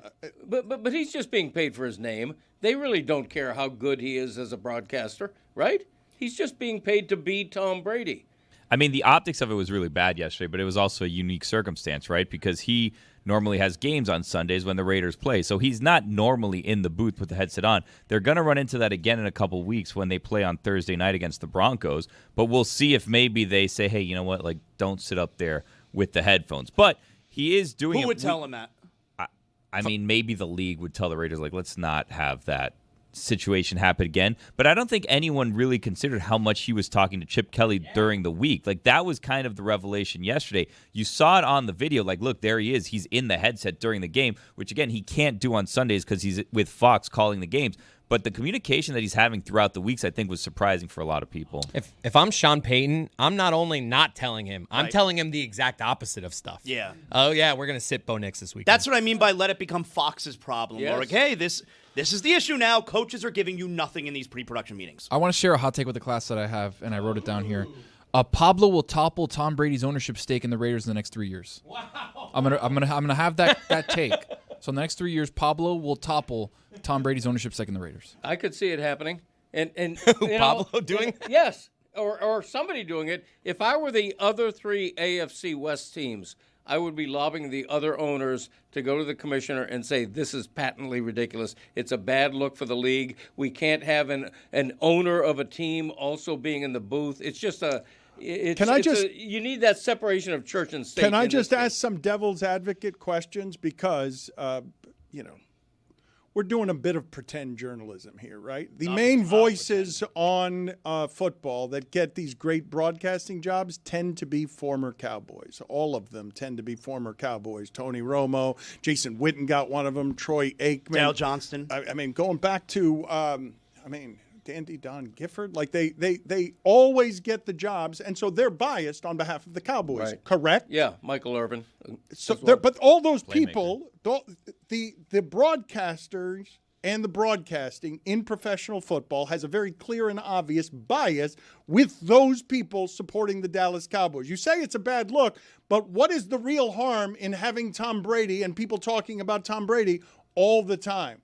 What is the actual real harm? These production meetings are fairly useless. There isn't any information gleaned by the announcers that's actually going to give a calculated, appreciable advantage to a team in a way that actually decides a game. As if they're showing him the first 15 plays or something. Well, yeah, they're stupid enough to do that. Right, they would never do that, to Dan's point. But also, if you know how teams feel about individual players, that can also give you insight into who might be able to be let go as a free agent, right, in the upcoming years. If you're part of an ownership stake, that becomes a calculation here. And if you're Fox and now coaches aren't sharing with Tom Brady, he can go from his experience, when I've seen that defense, I've done whatever. But if he doesn't have the knowledge about the offense or the defense of the other team and their tendencies, he's not watching film all week long to figure those things out. That's what you glean as an announcer. Okay, the thing, though, that I want to talk to everyone here around, because this has been a plague the last few years when people want to criticize something. Something's a bad look. There's not anything after that. It's just something doesn't look the way I'd like it to look. And I don't particularly care how things look. I care how they are. I know that a lot of people say perception is reality, but it's not. Reality is reality. So I'm asking you guys, what's the real harm of Tom Brady wearing a headset in a game that wasn't interesting last night? And we're talking about Tom Brady wearing a headset. Like, who cares? He owns the Raiders, and he's wearing a headset, and clearly the Raiders learned nothing from whatever he was doing. They gained exactly. I understand you got Deflategate around him. You've got things in the margins on how they've won that look like cheating over the last 20 years. But clearly, whatever he was doing last night didn't help the Raiders at all. Helped against the Patriots the week before. That team sucks. I think the only issue is for Fox. I think that's really the only issue, is that they're not getting the information for their broadcast that they would if someone else were on the game. That's true. Fox is doing something very smart right now. They got Barstool. They got Clay Travis. They don't care about how things maybe they don't look. care. That's right. They don't care about how things look. What does Fox care about how things look? I know Jeremy's making a bad face. Don't say it's not a smart thing, Jeremy. You don't have to like the thing. They're zigging while everyone else is zagging. And I saw ESPN did this with Bussin' and the boys too. Everyone's going toward where are the customers. Let's not make this about journalism. Let's not make it about. But the FS1 numbers came out, and the morning show has not done well compared to what was on previously. If you're going to be fair about the situation, you're saying that they're just getting the audience. The early numbers indicated that wasn't the case. It's early, and it's always going to take time to do those things. What they're trying to do, look, I don't have to like it. I don't have to agree with it. It's just the movement of this country. Do you want young men or not? You got to go to them. Like, that's what people are doing. It's not what we're doing. It's not what I do, but it's not what Fox has done with sports before. What Fox has tried to do with sports is just copycat ESPN, and it's not what they're doing anymore. And I told you guys before that before we left ESPN, they told me that was going to happen, that all of their surveying indicated that they needed to find a place to find young people. And so, I don't expect early on for anything to move numbers, but they're trying to do something over there a different way. And your objection is what? Your objection is what, Jeremy, with your sour face? Well, I have several objections to the content. But just your face. The bigger one is that not also just copycatting ESPN? Like, didn't they also get rid of like every progressive voice to go as deep into this space as well? Like, hey, let's stop talking about politics. Let's just get into that realm. Aren't we as a company a result of that? Like, this has been happening across all networks across the last, I don't know, since 2015 when something happened. I think the NFL has sold its soul for Tom Brady. I think if this were an ex-player who people had barely heard of, who was never anywhere near a star, and he was a partial owner of a team, there's no way they would let him have like Messi treatment. Like, they're kind of just like every rule just kind of gets bent to make sure that he's fine. Yet the NFL still having a soul, huh? It was sold for Tom Brady. What's left of it? I would argue this soul has been sold long ago. Would you not? What do you think was the tipping point? I don't know. I was trying to figure that out right now. This is crossing a line that hasn't been crossed before. Huh. But it's a line no one really cares about. I feel like there's more lines to be crossed. Somebody's got to care about it. Is it a line if no one cares about it? Well, if a tree falls in the forest. Am I right? I don't know if that. Hell yeah. What happens next? You know, if you don't hear it, did it really fall? Mm-hmm. If nobody gives a shit, is this really an issue? For me, it is. Nobody else cares. Is That's fine. Yeah. I don't want a part owner of it. Especially, can you imagine a part owner of let's say the New England Patriots, let's say Brady had left the New England Patriots on good terms, and now he's a part owner of the New England Patriots. You don't think the other AFC East teams care that he's in production meetings and wearing a headset during game? It's a bad look. And people might not care about the optics. They should. It's like letting Brady sit at a press conference for the coach earlier in the week. Like, he's just saying, like, oh, we're going to work hard. Oh, yeah, that's a good team over there. Like, what? Like, nothing is really being shared in these meetings. It only hurts Fox because the other teams in that production meeting are not giving information because Brady is one of the ears listening. For example, if he weren't in that meeting, you might hear another team say, their offense is Brock Bowers. That's it. If we stop Brock Bowers, you stop the Raiders. They're not going to say that if Tom Brady's listening. Let me ask you, Greg, a question, just a hypothetical here. Let's say, I don't know, something were to happen and the Preakness is coming up, and they're looking around, someone backs out of it, Randy Moss or whoever does the broadcast backs out of the Preakness, and they say, we need a voice in horse racing. You know what? Greg Cody. Yeah. We think Greg Cody would do a great job at the Preakness. Would you take it? Thank you. Oh, hell yeah. But you own Calmly, and you're part of that syndicate. So now there's kind of a conflict. Would you not agree? I would agree. Calmly is being sold. So What? Pretty soon I Say won't. it ain't so. Yeah, Calmly is being sold, but I have another horse now named Isla Grande who's about to meet with Bill Mott, the famed trainer. Not Bill Mott. Yeah, the famed trainer in Ocala. Stop talking. You mentioned Hertz Fox, and you guys are just wrong. They've got football.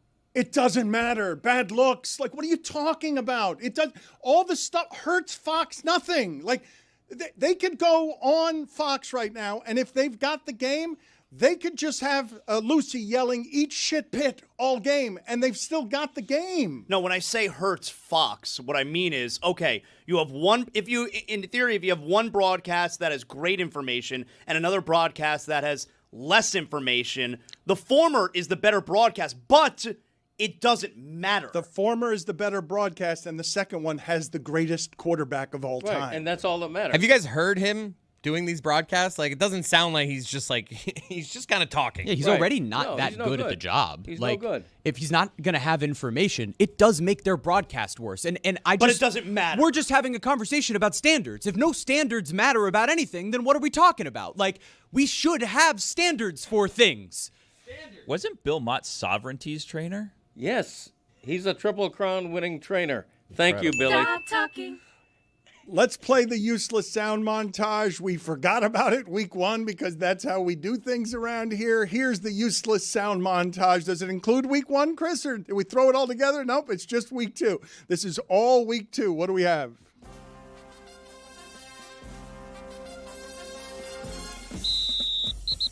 All right, let's go. You're on 10% battery. Happens to me all the time. My dogs got bit by snakes. That was a big vet bill. Shout out to wherever we went. Ultimately, I look at absolutely everything falling on me. I'll take full responsibility for that game. Man, it's a kick in the teeth. Digesting what transpired in the stadium today, and we got to be better. Every game's different, Paul. I'd rather be on the aggressive side of history than the non-aggressive side. So Aubrey had a long kick. Had a long leg. Play sticky on the back end, and we do a lot in the front. You know, when you call good plays, he executes them. When I call shitty plays, he still executes them. You know, you're always thinking in your head, can we score a touchdown on this drive? Dude, what are we doing? Mom, I love you. What that really feels like is a real missed opportunity. He got his clavicle. He broke his clavicle, so it's unfortunate. It's a big loss. I thought Darius Williams came in and made what a clutch breakup that he had on the third down to get us off the grass. I'm going to enjoy this one. Midnight rule. I've told you guys this one, right? Midnight. I'm going to enjoy it. I'm going to have a couple shotties tonight. At midnight, I'm going to go to bed and wake up, and we're on to Chicago. I thought my guys played their tail off and played hard and aggressive football. You can audible any play at any down. That's what I wish we would have done. I wish we would have not taken those shots. I'd need to do a better job supervising all of the orchestration within our multiple personnel groups. We absorbed some attrition and probably limited our communication and thus our call sheet. I got to go back and I got to look at it from behind. It's hard for me to tell with just the still pictures. They know how to get in the ditch and just start digging, man. They don't worry about the other stuff. So, You know, I think they play Kansas City later this afternoon, so it'd be fun to be able to watch it as long as the damn Wi-Fi on the plane works. These guys are confident, and they should be confident. We're a good football team. No, I think we did some stupid shit tonight. You know, I really do. Is this starting to get a little frustrating? You're getting... No, it's week 2. Come on now. Come on. It's week 2. I had the official right next to me throughout that process. He told me it was halftime, so we went in for halftime. Why do you think you were so successful on the deep balls today?